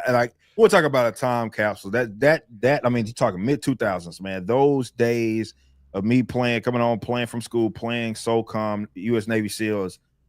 That was peak for me, man. Like that was you had PS2, the adapter. The ether with the Ethernet joint on the back, you had to screw the bitch in with like a coin or whatever the fuck on the back of the bitch. Those are the days. Late to mid 2000s when I got my first job at the Brazilian army was the first time I got a console from the current generation, which was a 360. Up until that time, I was always one generation behind. One generation behind. When the PS2 was out, I got a PS1 and so on and so forth. But on the late 2000s, I got a 360 and also my first HD TV. So good, man. I remember playing Resident Evil 5. Oh, such an underrated game. I don't get the hate. I don't either. Game. I don't either. I think it's more ending where it gets up. It's because of Resident Evil 4. Because the frame of reference and comparison that you had. Of course, it's not as good as Resident Evil 4. But 5, the co-op was so fun, man. Yeah, me and my cousin was playing fucking Christian Shiva. Man, that shit was a blast. And I remember Resident Evil 5 was the first time I started to think about the concept of wokeness. Like, and what leftists were. Because we were in Africa, right? On Resident Evil 5, we were in Africa, and I was like, what are those, these African tribes? What are all those Asian and Mexicans doing here? I remember. I remember the whole thing around that saying, it was racist controversial to kill black people. In black zombies. They're in literally an African tribe. Yeah. Do you know how stupid it looks to have these Asian dudes just running around? That's like Jose just hanging out on an African tribe. Yeah, and it's like, that's hola. Yeah. I'm like an African or something. I don't know. Just saying. So I started to think about that. That's definitely the guy. That's the guy. Kill him. Oh, it's like on Resident Evil 4 on Spain. It's okay to kill Spanish people like however many you want. Yeah, but it still is today. in the game. Acá. Yeah. Un forastero. Te cogí. Atrás de ti, imbécil. Man. Stranger. See myself out. What are you buying? What are you selling? Not enough cash. Yeah. Stranger. Yeah. I'll buy that for a high price. Awesome. Those are the Good days, times, man. Good Those times. I played the shit out of Resident Evil 4. Me too. My cousin had the GameCube, and that was when I could play. I remember when that was exclusive. Yep. Oh, Now it's on GameCube fucking was a everywhere. little ass fucking disc. Yeah. yeah, they were great. I loved them. Yeah, man. I never had it. My cousin had all the Nintendo stuff, but yeah, playing that and Double Dash with him was always a great time, man. My first online experience was Rainbow Six Rainbow Six 3, and that was on the Xbox, just on the original Xbox. Dude, those lobbies made Modern Warfare 2 lobbies look fucking woke. I mean, they were so bad, even racists were stepping in to go, dude, I think you're going a little bit too far. Calm down, man. Calm down. Okay, I'm a racist, and even I think it's just getting a little bit too much now, okay? I'm getting uncomfortable. And I use that word every sentence. So, you know. But my God, that would get... I was in a fucking proper... what do they call them now? You know, we got like FaZe Clan and stuff like that. You know, like those clans optics. and shit. Yeah. I was in a proper fucking clan, and we were doing same. Yeah, we were doing proper, competitive game battle days, fucking, man. Holy those are the fucking days, man. Oh. Absolutely. I was more playing on COD when I was doing that shit, but yeah, man, those fucking game battle days with your crew. Nothing would ever beat for cooperative. Nothing would ever beat Halo. Oh yeah, I never had an Xbox. Screen. I mean, I played a lot of Halo. I played the fuck out of my closest friend, the one that had the Dreamcast. He had an Xbox, and that's where we would go. And then we had another partner that lived across the street from him, and we would fucking play. We played the fuck out of Halo, man. Split screen, 4 of us, playing the fuck out of Halo. Played what else? Did we play Gears? Played Gears. Gears, yeah. Gears of War. Back then, but yeah, those were my only time that I could play Build your those immune system. Yeah. How crazy it is to see Gears of War on a PlayStation console. I know, man. That's gonna be trippy, man. Feels wrong. They're remaking it. Yeah. Yeah. They're remaking it. So what's it going to be like to see the remake of Gears of War comparative to the original? Yeah, it already looked fucking good. Oh, it's one of the best looking games at the time. Yeah. Unreal Engine 3, if I'm not mistaken. I think it was 3. Probably. But it was the first time I heard of Unreal Engine, even though it was an old engine, like from the Unreal days. It was named after the Unreal game. But I think my first online experience was on the PC with Worms Armageddon. Interesting. Play Worms Armageddon online. I fucking loved Worms. It's awesome, man. It was so fun. They released a remaster when it completed 20 or 25 years, I don't know. But yeah, it's available on PC. Do you remember Cannon Fodder? What's that? Cannon Fodder. Do you remember Cannon Fodder for the Genesis Mega Drive? Sounds familiar. That was an absolute doozy. You'd send your troops in to clear. If they died, they were dead completely, and you get replacement troops names. But if they completed it, they'd get promoted. So you got to a point where you guys could get promoted, and you're so worried about losing. You're like, I don't want them to fucking die now. That was funny as fuck. That's awesome. Yeah, hold on. What did somebody said? What was? Yeah, I've seen some good games popping up. In the chat. Yeah. Someone brought up Marvel vs. Capcom too. Oh, GoldenEye, of course. Yeah, GoldenEye. My neighbor had it. Was it PS? I can't remember. Yes, it was PlayStation 1. I think it was Street Fighter Alpha 3. Maybe it was 2. I can't remember. That was the one we played the most. Street Fighter Alpha 3, I think, was the one that me and my cousins would play the absolute fuck out of. I have a Street Fighter. Street Fighter Alpha 3. What was the one that Jordan mentioned? Jordan mentioned. She mentioned. What did she mention? I saw that it came up. I think she mentioned GoldenEye. Does it GoldenEye? I think she mentioned something else. Jordan, what was the one that you mentioned? That was GoldenEye. Can you just repost that? She said Spider-Man for the GameCube. I remember her mentioning that. But she mentioned co-op. She mentioned a co-op one or an online one. I can't remember which one it was. Yeah. Shit. But yeah, I remember like co-oping with people in Phantasy Star. Mario Kart, that was it. Mario Kart. Yeah. Where like Mario Kart, you mentioned that. All I remember is playing Mario Kart with my mates, stoned off our fucking heads. That's all we fucking did.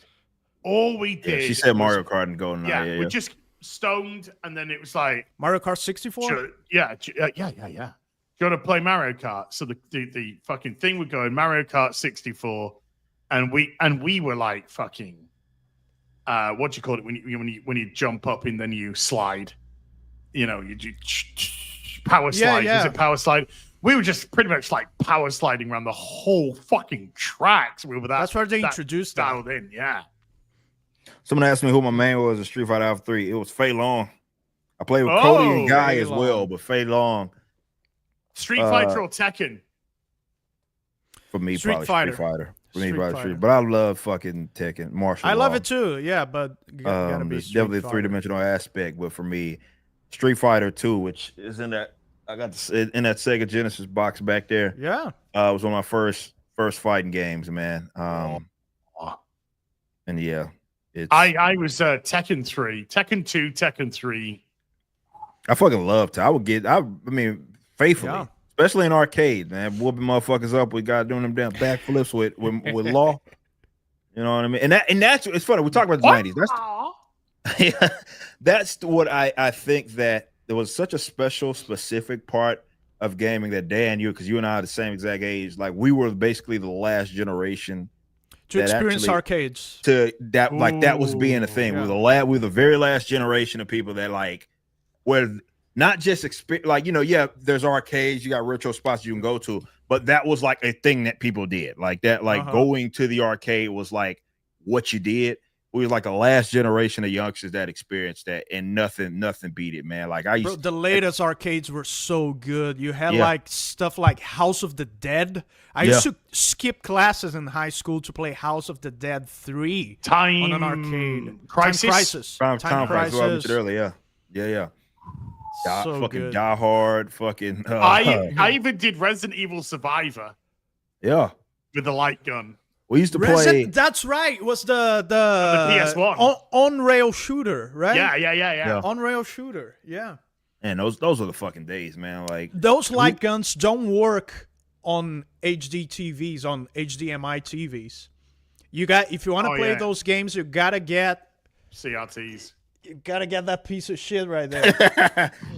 Mine is still. I need to grab that big fat. I need to get one. That thing is so much. I haven't. Bro, Mine's you at my guys gotta mother's get it now because it's getting pricey. Those things will not work forever. It's in my mother's house, and the bitch is so fucking heavy, bro. Like that damn thing is so fucking heavy. Even though I believe in the future, CRTs might see like a resurgence. Which one's that? CRT.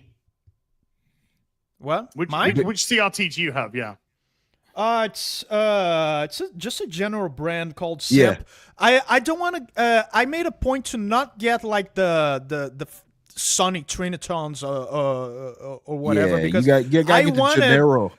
I wanted to get something that I would feel nostalgic for. Yeah. I wanted to get like a piece of shit general brand. That's what we had. I would feel nostalgic for. That brand's probably not even fucking in existence anymore. Whatever the fuck TV that we had. I don't even know if you guys have that. It's SEMP. SEMP.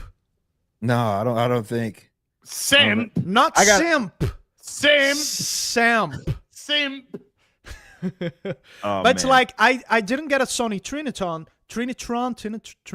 how was it? Trinitron, yeah. Trinitron because I wanted to experience stuff how I did in my childhood, and I didn't have a fucking Trinitron. So I recommend getting any brand that you can, and then later, if you can get one of the good ones, get it. I probably have like 4 or 5 CRTs on storage because I Just just when they sort of start to go. Yeah. So like someone asked me on Twitter, why do you have 5 CRTs? And I would respond to like, oh, obviously, Oh, in you've case never had a 4 of CRT them then? explode. Just in case 4 of them explode. Yeah. Oh, I see. You've only had a flat screen. Okay. Man. No, You've this never is had a a flat. fucking This is a tube flat TV in your screen. life. This is a flat screen that I used to stream from. I actually stream from the CRT TV, and on my main retro game setup, I have a curved, regular, non-flat Okay. screen. Yeah, Because I don't like flat screens on CRTs because those games were made having in mind the distortion. Yes. On the corners, so the games would compensate for that. So when you Yes. play on a flat screen, now you're seeing them distorted. You got the cut down. Yeah. So you Yeah. see, yeah.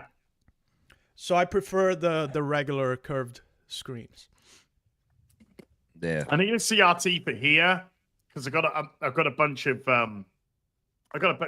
retro games here that we Grab want to them get. while you can. Yeah, we want to get going. I believe they will get a resurgence in the future, just like vinyls and record Yeah, players. vinyls, cassettes are coming, but vinyls have exploded. Well, as, the way the like- fucking industry is going, yeah. Well, I think a lot of it has to do with preservation. I mean, it's Uh-huh. you know, we live in this age where even the new stuff that drops is always because of wokeness and because of what various things that, you know, what version of the game or the movie are you getting, right? Are you getting it in its true original vision, or are you Yes. getting it in like Censored. yeah, cut, censored. Yeah. right, or messed up? So yeah, that's why I think a lot of that stuff has become so attractive to grab, and just physical media kind of is having this resurgence in several industries, and again, music being one of them, with like the vinyls and everything. And it's really cool to see. I actually love that. I love that's starting to get, starting to be a resurgence with all of that cool stuff, man, because man, it sends. But we're talking about arcades, man, and you know, we would go, it's fun to talk about grocery stores. You being at rent games, they also had arcades in the fucking grocery store, right? There was a Minions down the street from me, and they was always swapping up goddamn cabinets, man. They had Tekken, fucking all the Soul Calibur and Soul Calibur, man. all of those So fucking good. games. I used to fucking, I was taking motherfuckers' What coins, happened man. to Soul Calibur? Not sure. I don't I think the know. latest was 6. Soul Calibur 6. And it was Yoshimitsu a- was my boy. Yoshimitsu was my. Mm. Oh, yeah.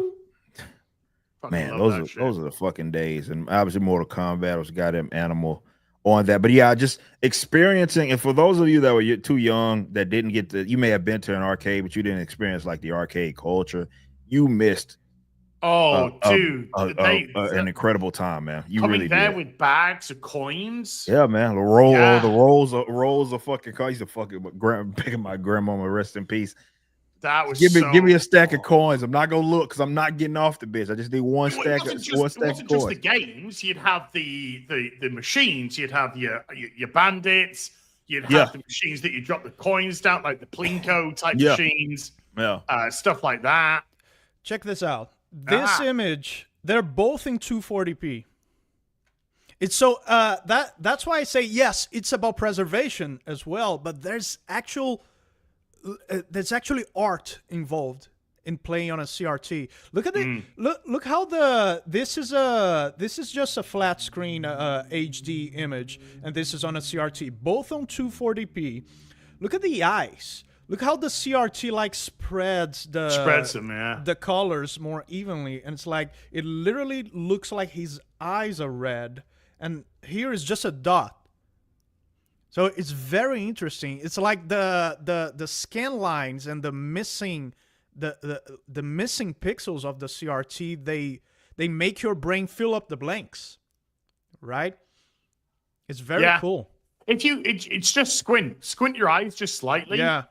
And there is a huge difference then between the two images. Mm-hmm. It's very cool. The one on the right is That's how interesting. this is Symphony of the Night, by the way. It's yeah. Castlevania for the PS1. What is a man? A miserable little pile of secrets. I love the dialogue in that game. It's so corny. But yeah, man, it's preservation, but also that's how those games were intended to be experienced. Those Right. artists did those pixel art images thinking of the capabilities of the CRT to cause this illusion of a higher quality than it actually is. It's really cool. Sick. It is really cool. Really sick. God. But yeah, those are the days, man. Those were the fucking days, man. And it can't be replicated because everything's going to shit. But more so because, like I said, we just like how we consume media is just nothing like what we did. It's you don't really think about it, just how different things are, because now we've been in this area for a while where everything is so easily accessible. But it wasn't. And just think about experiencing a new video game, right? Where before you get it, you have people that have streamed it. You have, you full YouTube playthroughs before you even fucking put the disc, if you're still getting the physical disc, or booted it, right? Whereas back then, none of that shit existed for the most part, right? Maybe later you got you had the guides that were in a fucking, I don't know, Game Informer or some shit, or what cheat codes in some fucking book or whatever, or the official guides. Yeah, but word of there mouth. wasn't there wasn't any people. Yeah, it'd be exactly. magazines, though. It'd be magazines, Yeah, it'd be magazines. That's what I'm saying. Yeah. But for the most part, you were on your own for a lot of this shit. Yeah. You would play a game, but it was like if you couldn't get past the spot, it was like figure it out, motherfucker, figure it out. And that has completely been removed. You're almost like, and I try not to do it with any game that I play. But now it's almost like if you do get stuck on a part or something, number one, games are way too easy these days anyway. But you do get stuck on a part.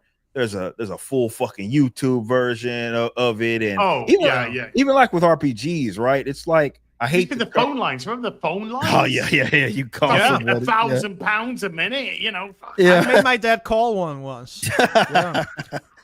Oh no, but no, it's so. It's just so fucking different, man. And that also enhanced the experience of the game. So when you did beat a game, it felt different than what it does now, especially if you beat it before for your buddies, man. And whereas now it's like, again, you got a full fucking guide out there before you even fucking booted the goddamn game up. It's just so much has changed. I think we were very blessed to be raised in a generation that we were allowed to experience failure. We were allowed to experience defeat by a fucking video game, and it's like, this is very healthy. It's very healthy. And I don't think they knew that at the time, obviously, because you look at where games are trended now, where it's too easy. It's going to hold your hand. No, it's like you're entitled to beat the game. Yeah, and I hate that. Dan, you and I are on the same page with this, because I've done I don't know how many videos talking about dude, when I was coming up, Sega Genesis, all these various games, I got them back there, Vector Man, and all these fucking games I never beat. Right? Mm-hmm. You would have stacks of games that you never completed. Yeah. Right? And it was normal. It wasn't like these devs are making this too difficult for me. That was never a conversation. Yeah. It was just like, well, I need to get better. Yeah. Yeah, that was it. It's on me. It's on me to get better. Yeah. Where can I stop these mistakes? Where can I, instead of dying at this point, how can I keep my life? Because we used to have limited lives, remember? Oh, yeah. Getting those one-ups were like, fucking hell, Yeah. Yeah, because then once you died, that was it. You started back at the start of the game. Game over, bitch. You had to back at the start of the game, Bitch, bro. you lose your ass back to the start of the game. Yes, and like I said, like this generation doesn't have to experience that. I mean, you have, specifically story modes being created, like with that in mind. Like it's just you want to experience the story, and there is the difficulty is going to be uber easy, and there's no spot that you're going to get caught up on. And Dan, you bring up a fantastic point in that was our experience, and I don't think devs knew it at the time, because we talk about it as well. Like game devs understand like the path of least resistance. That's like the path that gamers tend to take. And when you had all these games, even like games like fucking Lion King, right? Like difficult. It's a fucking Lion King. It's the fucking lie. I don't think I ever beat that fucking game. I don't think I ever beat that goddamn game. Right? But it is. Right? There it is, right? And you know, I cannot go beyond that hell, the lava stage. Yeah. The lava stage, I think, is one of the first stages that you're an adult. Yeah. It's so hard. Yeah, man. Like I said, but that was a normal thing. It was not. Yeah. Something's wrong with the devs. Devs need to change. Some fucking Kotaku article saying that, oh well, these games are too difficult and all that. They need to put a difficulty setting or something. It was none of that. We just got I think you bring up a good point that I don't think the devs understood at the time, but it did prepare a lot of us youngsters for failure and understanding that it was okay to do it. Like it wasn't the end of the absolute world if you did come up short with something. That's something that's like instilled, and now you have an entire generation of people that will never well, let's say this: when they do hit failure, they're not gonna know they don't know what the fuck to do. Yeah. I just got a text. Yeah. I just got a text from the Saska sisters. Okay. Yes. And they just said, we completed Lion King. Oh wow. So they did something I didn't do. You guys are fucking pussies. Damn. They did something I never did. I'd never be liking. Damn. Shout out Saska. Maybe I should try it live.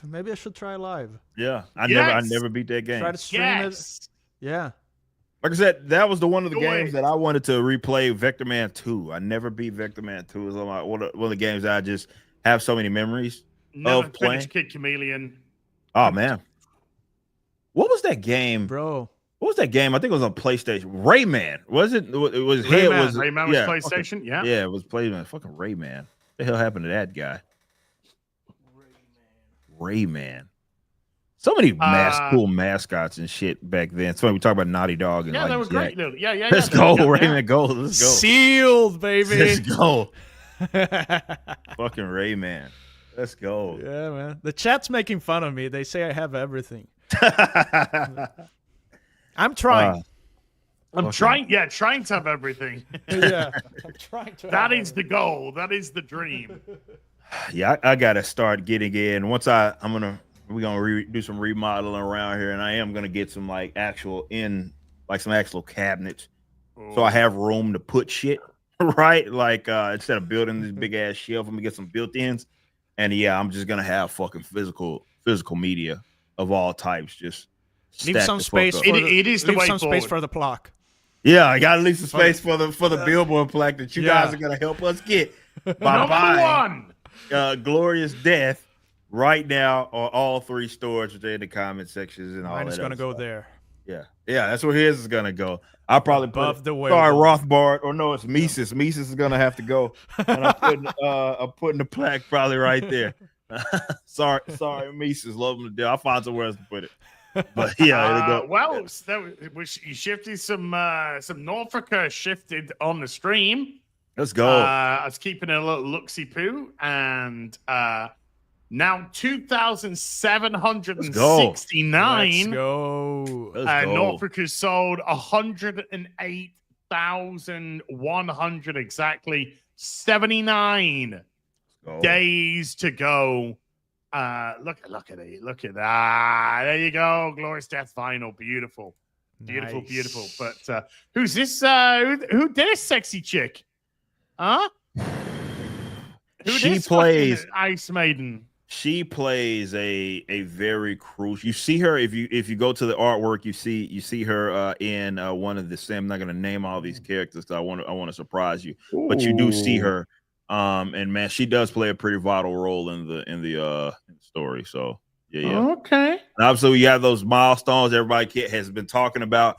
You want an EP, right? Well, one of those ways you can get an EP is to help us cassette. That cassette 150. I can't wait till we hit that because I've been wanting to do that. Even with Backwards, we never did a cassette, but now we're gonna do a cassette with Norfolk once he hit 150. But yes, that's the first milestone. 150, we'll do a cassette. If you help us chart, or we hit 300,000, or if we hit both, we'll find something special to do for you guys. But if we hit 300,000 or we chart, we will commit to in the future. We'll do a Norfolk EP. So. I do have a question. Yeah. Okay. My question is, why isn't cover B a retro cover? Why? So, good question, right? So we have been analyzing kind of how those look, right? And so we're trying to make a little more of the like for example, Isom, right? You have this kind of he's sitting in a chair, he's it gives off that cover that throwback vibe. Definitely once you start putting Bruce Wayne in the manor, right? wait for the bat to smash through the window. Exactly, just give you that vibe. So we're trying to. I wanted to do it, but I couldn't force it on. Man, I almost just named this character. I couldn't force it on the character on cover B. I couldn't force it on him because I was like, it just doesn't. It doesn't give me that vibe. I know a lot of people have asked for that.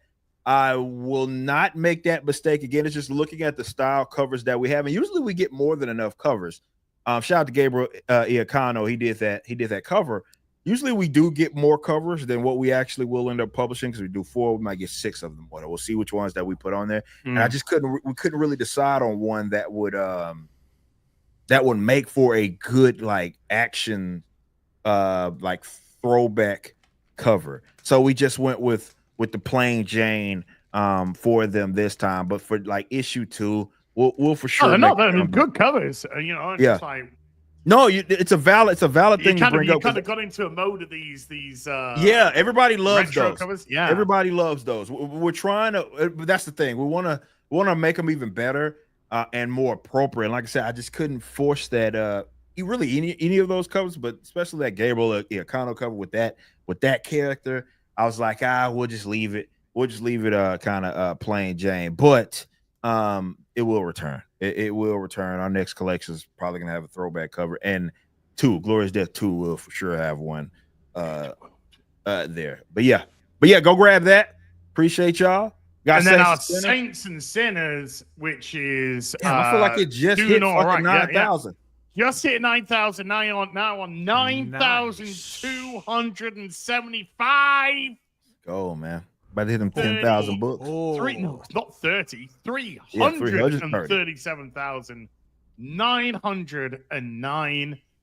This, of course, is the anthology book. Myself, Mauler, Critical Drinker, Drunk 3PO. Don't hold it against Eric. Soska Sisters and Eric July himself. An anthology of 6 different stories. We are countdown to 10,000. The concept art book is up.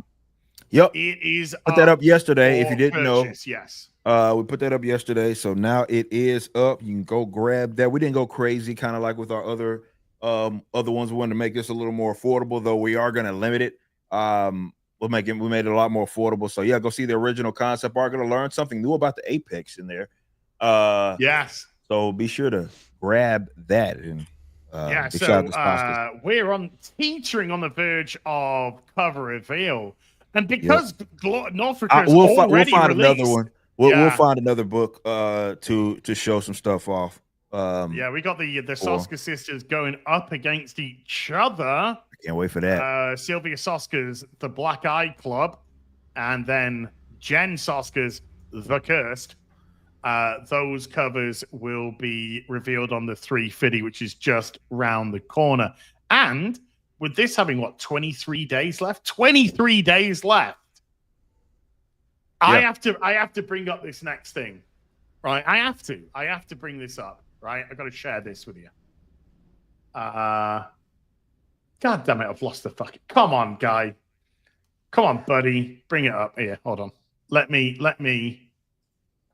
Here we go. Found it. Thank God. Right.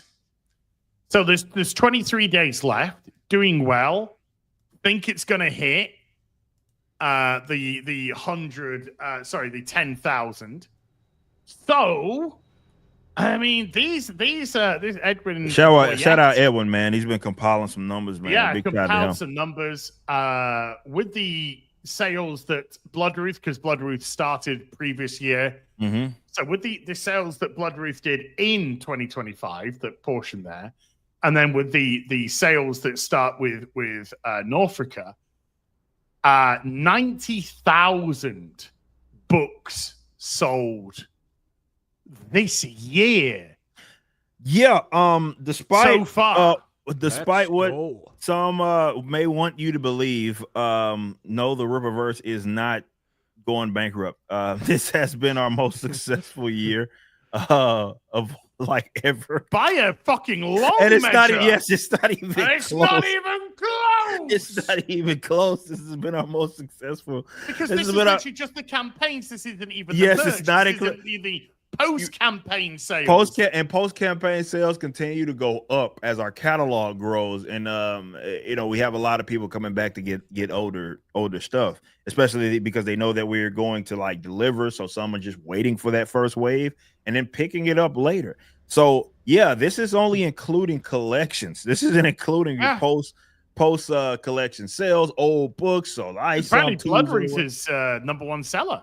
Yeah, it is post campaign. Post campaign, Bloodroot. So yeah, like it's this is the world that we live in. Kara said, "Wait, I still have a job." Yes, Frank Sokara, she does still have a job, but no, man. I'm so thankful for you guys. Again, big shout out to Edwin, man. He keeps up with this stuff. Very analytical guy, puts out some cool stuff, and yeah, man, it's been wonderful to see. Because it's giving us the flexibility to do a bunch of cool stuff, like stuff that's on the horizon. I can't wait to show off you guys. One of those was obviously this Norfolk project, just with us firing on all cylinders and people coming back. And that's why I always say, like, look, guys, even if you didn't get like a book, like let's say ISOM 2, right, and you didn't get that when it launched, but you can still get it now. We still appreciate you. Nonetheless, like we still appreciate you. So we're thankful for all the new fans that we've got as well, because our customer list has expanded. And again, you have different types because we're putting out these different genres, right? And you have like, especially with something like a Bloodroot, we got a lot of guys that are more like horror and like the horror stuff. Great book. My favorite Saltica Sisters book. It's fucking fantastic. It's man. great. Yeah. And like you get new fans, and I love to see this. I love to see this because again, it's creating more opportunities to do other stuff. So thanks to all of y'all for coming out, showing love, and now we're getting to where we're going to be doing a lot of collected works because we're starting to get up there in catalog, right? So, like for example, we put out the Trinity Volume 1. I know a lot of people are anticipating ISOM 3s.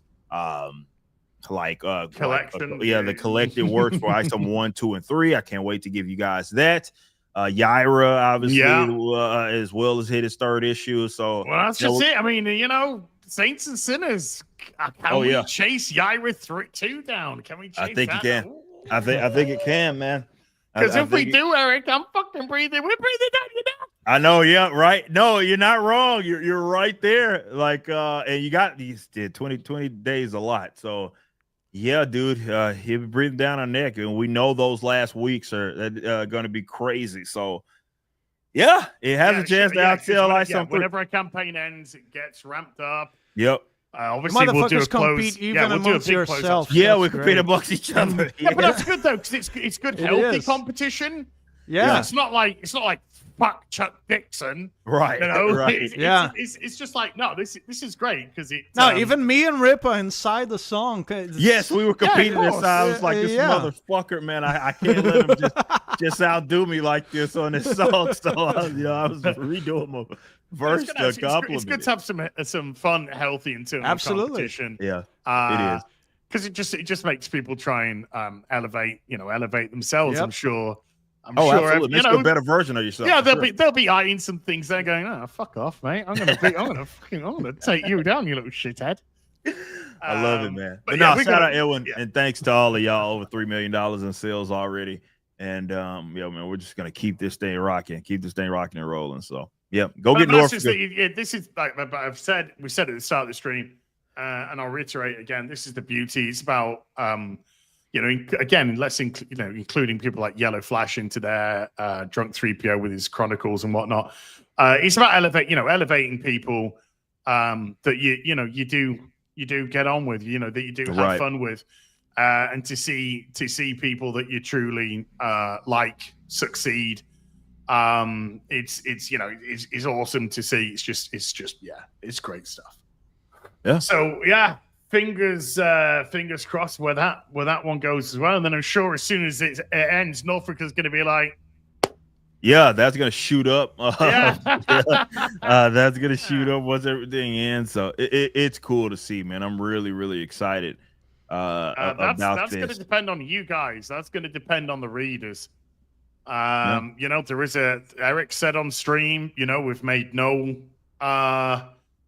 secret of it, that when, you know, feedback from the people who are buying it, it's very important indeed. Absolutely. And if you guys like what you read, myself, Morley, Drinker, Drunk 3PO, because obviously the Soskers and Eric are employed by the company, but if you like what we've written, there is scope for things to continue.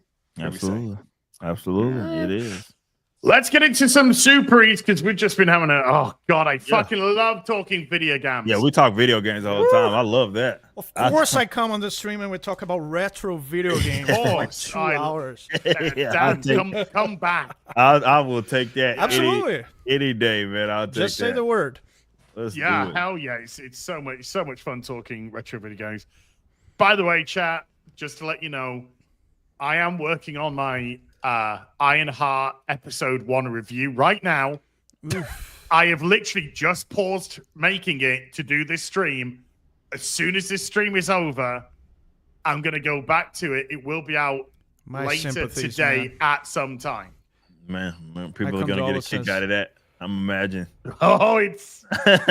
I think I'm 5 minutes into the actual video, and we're about 38 seconds into the actual show. So, I didn't even know it was gonna be a show. I thought it was gonna be he a said movie. that like he's like I thought it was a movie. Yeah. yeah. It probably was no. intended as a movie. Like a lot of these like 5-6 episode shows that they're releasing were originally intended as movies. And then it's like, yeah. Don't ask me movies what I suck had now. for tea last night. It's not gonna it won't What end did you well. have for tea last night? Not gonna tell you. I'll tell you after the stream. Okay. Is that prison lingo or something? Prison lingo. Creative Welshman with a membership for 4 months says, as should watch the Gabby Luck Mysteries. It's absolute peak shit, I guess. With zero budget, bad acting, bad special effects, and filmed in prawn houses. Also, LA's too clean. Oh, Gabby's Luck Mystery. I don't even know. I don't know if that's like a fucking Red Shoe Diaries series or something. I don't know. And Jeanette with a gifted membership. Shout out, Anjanette. Anjanette, thank you, sweetheart. Appreciate you. Donna Hall gifting a membership to the stream as well. Donna, appreciate you as well. Nick Helmley with a $20. It says, I was sitting on the couch with my cat when I clicked on Glorious Death. We both jumped up and went Super Saiyan 3 and did the fusion dance. HFS. Let's go. Let's I go, would like man. to see that. Should film Let's that, go. Nick. Film it. Yes, I would love to see that. Film it, send it in. Josh Kelsey slapping a 20 on the counter. Josh, you're a real one. There's I love you nothing. to pieces, dude. No, only Josh is like Gandalf, you know. A wizard is never late. He always arrives when he intends to. Josh is never silent. He only speaks when he needs to. Okay. Yeah. So that's Josh. As is Wonky Eyebrow with a 36-month. Thank you very much indeed. Vera Oravolva. Vera, if I Good try. Good try. I have destroyed your name, and I apologize. With a 2,000 checks, which is that's about 70 quid UK. So that's a lot of money. That ain't It's cheap. for Dan, who's currently being. Hold on. Do you know? I'll do the. Sorry, Eric. Actually, you two are the pretty ones. I'm the ugly one. He'll block himself. We can just get fucking The best part. Humpty fucking Dumpty here, you know. That's all we need to see. That's all we need. That's good. Dan likes to see the bit of the board. Yeah. For Dan, it's me with 90% hearing loss. To explain it, it's different for every hearing impaired person. For my loss, very strong hearing aids are enough. I understand speech 100%. I can hear music even more than a normal hearing person. So your music really has a big effect on me. That's Nice. great. That She is super great. chatted us yesterday, and she mentioned her hearing loss, and we were like, "Oh shit! I hope I Yeah. didn't cause that." Yeah. Yeah. But that's awesome to hear, Vera. That's crazy. That's really cool. Yeah. That's amazing. Yeah. Thank you so much for letting us know. Much love. Thank you. Yeah, Vera, thank you very much indeed, sweetheart. Oh, sorry, I'm back. Dave Ski with a £2 says, "You guys ever need a retro D&B mix? Hit me up. Drum and bass, baby. Okay. Nice. Drum and Roger kicks that. that goes like this." Okay. Elaine Cherry with a $10 says, "Dan, you have covered 6 of the top 12 songs on Amazon and have performed them as well or better than the originals." Thank you. I agree, Elaine. Thank you I so think much. Dan's versions of a lot of songs are a lot better. Yeah, Toss but a coin to you, Witcher dude. Way better. Way fucking better. Way Oh yeah, fucking man. We actually outdid the original on YouTube. That's We that's got more insane. views than the original song on YouTube. That is crazy. absolutely insane. because it was a better version. That's Thank you why so much. it was. Eric, you and Dan are the dream team. Hell yeah, Appreciate man. you, Elaine. Get that Thank EP. you. Thank you so much. Oh yeah. Get that EP. Grab it. Pie Wacket with a $5 says, "Dan, you need to let your Super Vast 3D people know to buy the single." Oh yeah, everyone who follows Supervast 3D follows Dan Vasc. I've been posting stuff on the main channel because it's not like Supervast 3D is bringing people to Dan Vasc. It's the opposite. Shout out. It's all gravy, baby. Antoine Haynes with a 2 months says, "Shout out to every one of you guys here. I'll be dropping my Antoine? interview with Golden Patriot artist John Dillard on the Icon Presents podcast this Friday. Friday. Okay. Let's go. Nice. Check it out. Let's go. Let's see if Yellow Flashes hit that 100K. By the Can be end, done maybe. by the Friday. Can be Yeah, done. that's very, very possible. And then he can just sit back, relax, and let it fucking flow to the rest of the end of the campaign. Yep. Johnny's with a $2 says, "Dan speaks better English than Beardo, and it's ESL." I mean, that's not difficult in all fairness. Jesus. Holy shit. As there's Wonky Eyebrow with a £2 says, "Never seen Dan so smart before." Great song, by the way, guys. Thank you. Thank you. I guess. You got a good, you got a great brain on you there, Dan. Thank you. Although I'm sure the ladies in the chat aren't interested in your brain, sunshine. Oh.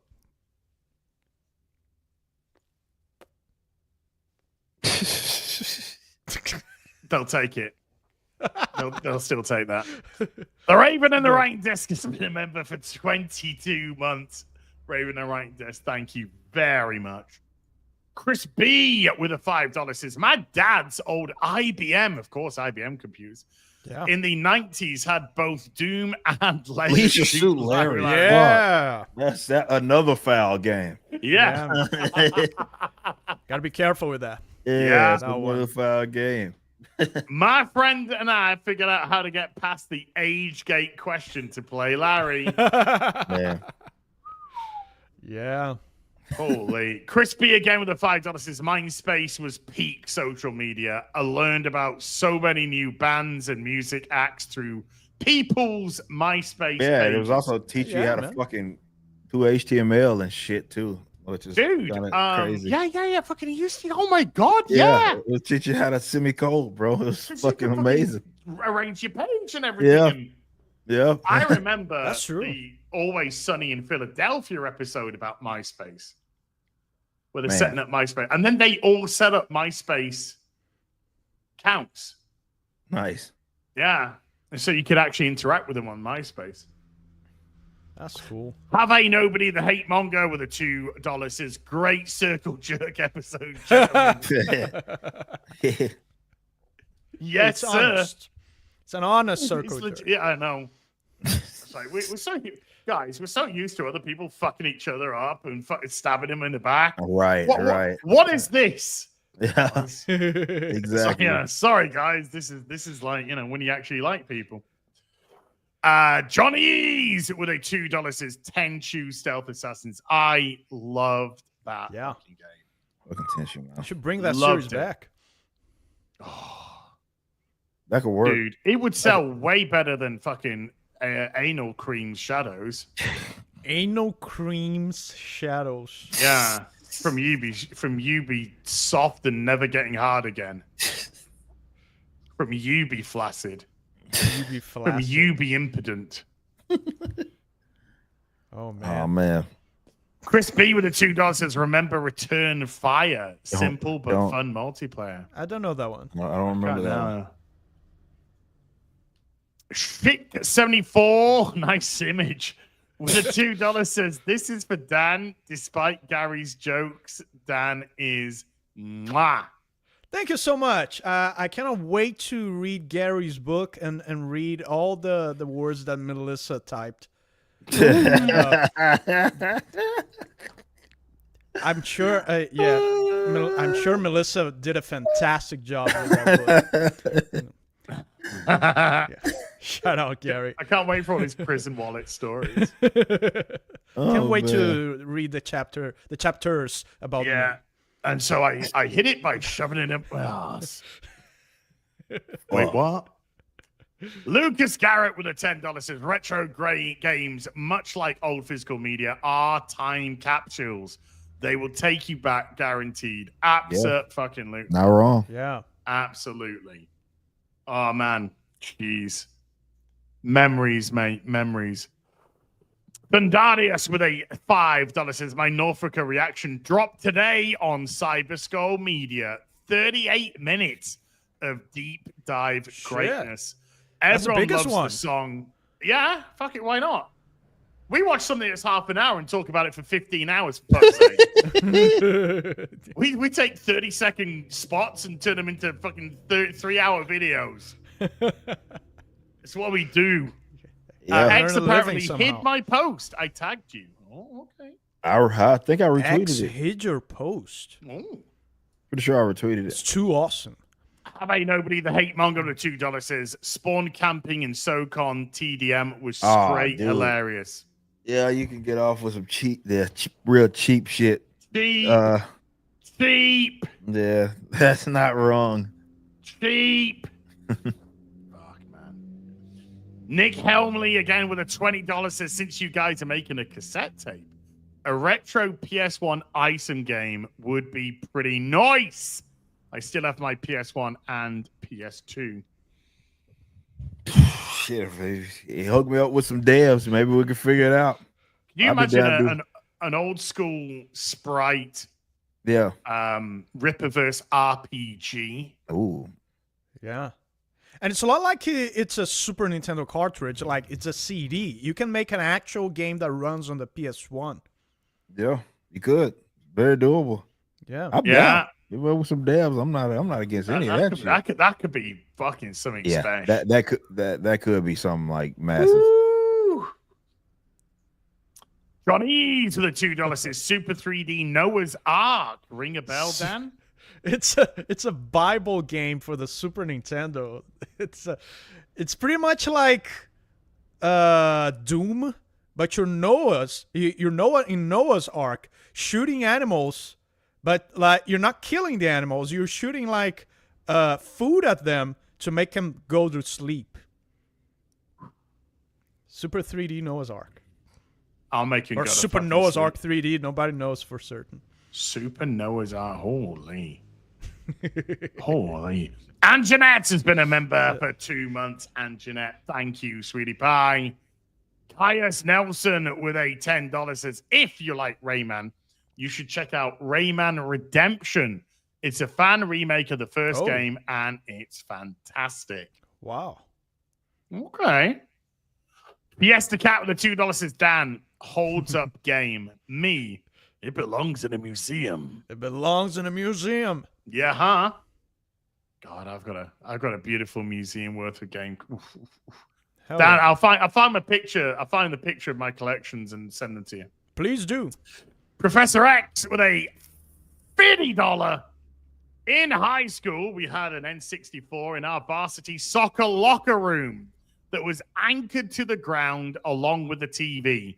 Morning before practice, during lunch, and after evening practice, the Super Smash Bros. Battles were the stuff of legends. Yeah. That sounds fun to me, mate. Let's go. Hell yeah. Shout out Professor X, man. Good dude, man. Got to meet him a few times, man. Awesome dude. Nice. Hot Fart Fernando has become a What member. the fuck? Will Plodiger has been a member for 30 months. Will, There's such a thing as a cold fart.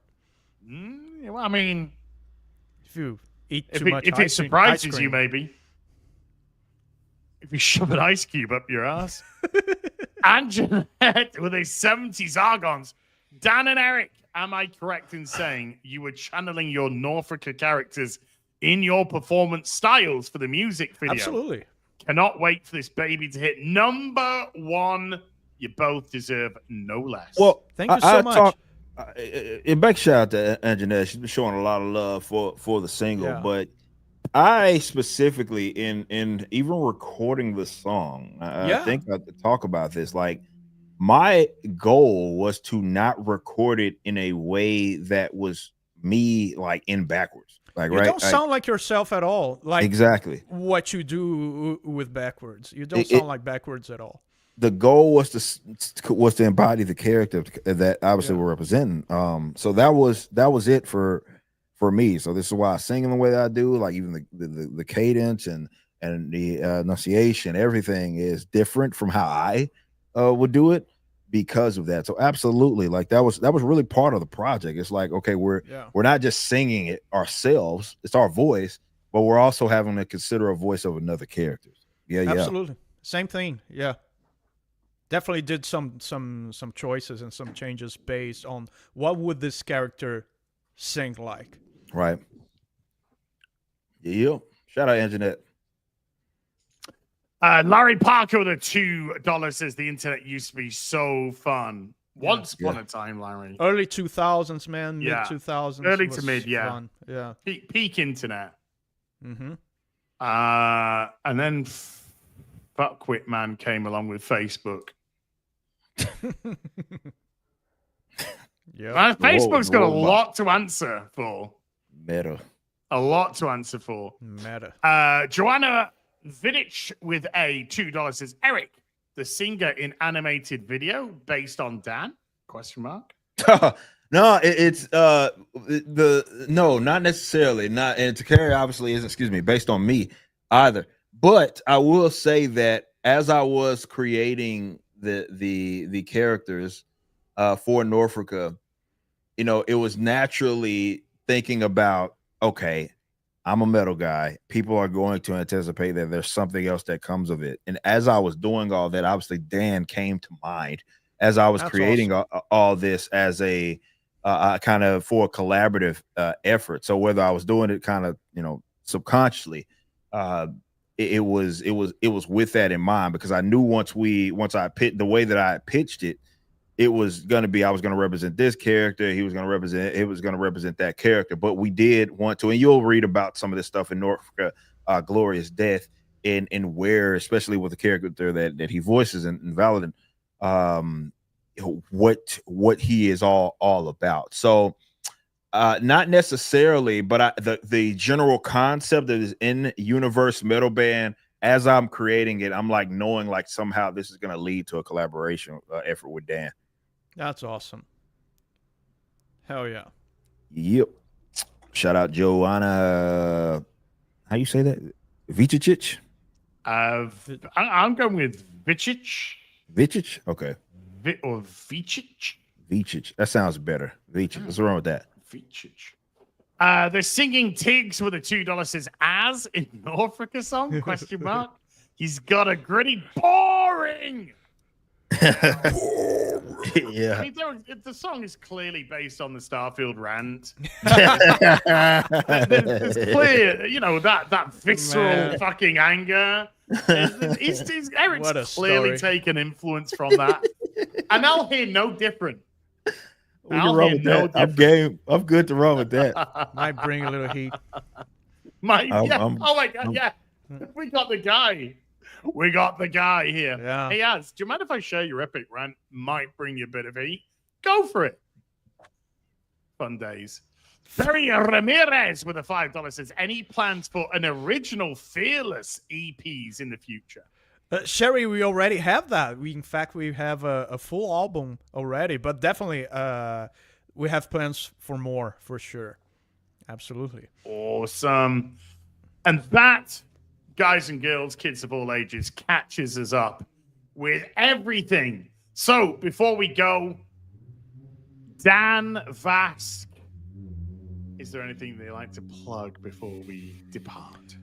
Obviously, help us chart. Go get Glorious Death. Once again, while we appreciate you watching the videos and streaming the songs on your favorite streaming platforms, if you want to help us to actually chart, and if you want to help me fill that blank spot on my wall, which is the only reason I want this, is just because I need something to put in. Yeah, so to put on there. So you need to actually purchase the song. You actually need to make a purchase on Amazon or iTunes or Amazon, iTunes, and ripperverse.com/Norfrica. So help us. Those bands have been on the #1 spot for too long. Thunderstruck. Just give us 1 week to take the spot of Yeah. Thunderstruck. I'll take it. Just 1 week, bro. Just 1 week, we'll give it back. Yes. Yeah. Oh, and I'm going leaving this stream now. I'm going to hang out with Fear the Beardo and X-Wing on Bro Science. So you're going to? Yeah, I'm gonna be heading there as well. So yeah. Okie dokie. Eric, anything you'd like to plug as well, sir? I mean, same thing right now. We'll have plenty of time to talk like straight up like Norfrica book stuff, but especially with the first week, it's so very vital that with any, single, though there's examples of, you may have a rise like a couple of weeks later after the initial launch, but for the most part, generally speaking, that first week is very key if you are going to chart on a Billboard. So those first week sales go from Friday, which is when we released it, to Thursday, which is tomorrow. So buying the single today and tomorrow. The Singing Tigs is asking if it counts if he buys it more than once. It does. Yeah, it counts. It still counts. Yeah. It still counts. It's a sale is a sale. So absolutely it counts if you buy it more than once. And obviously it counts if you buy it on multiple platforms, which we encourage you. The song is only $1, man. Gift it to people. Yeah, just give it to other folks. Give it to the homeless guys. Exactly. It's on Walmart. Phones nowadays. The government will change their lives. They're Obama phones, man. Like, they can play Glorious Death on that. No, seriously. I need some cracks. But seriously, iTunes, Amazon, Norfrica, or ripperverse.com/Norfrica. That's where you can grab it. And yeah, buy it on all platforms. It'll only be like $3 once you do that. It's not like we're asking for a whole lot there. But we appreciate you. So, I just want to echo the sentiment of what Dan said there. We appreciate the streams, watching the videos, Mofa animated video and the music video. We appreciate that so much. That's good. However, the Billboard, this is strictly for the digital single sale. So you have to buy it. So please go to those 3 platforms, buy the single, and we do appreciate you. And yeah, along with Dan, here in a bit, I'll be heading over to Pro Science. Yeah, to go meander over to that. To us all. Exactly. I'm a Klingon, baby. Klingon. It's a metaphor. Yes. Everybody, thank you so much for watching today. If you're watching this back, in the comment section down below, in the description box down below, we've got the links to Saints and Sinners, Norfrica, and to the single. So you can pick. Hey, if you do all of them, you're absolute legends. But pick which one you want to do. And please go support Dan and Eric with this single. Really want it to hit that #1.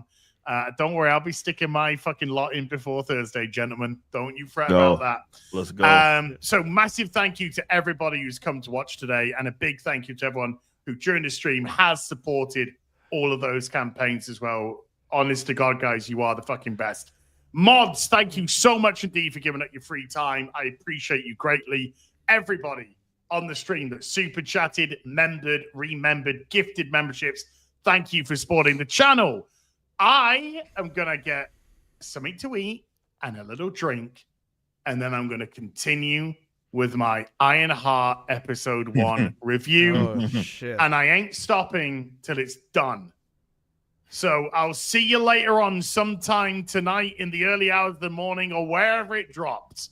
But until then, you take care. Goodbye, Baloo. Peace. Take care.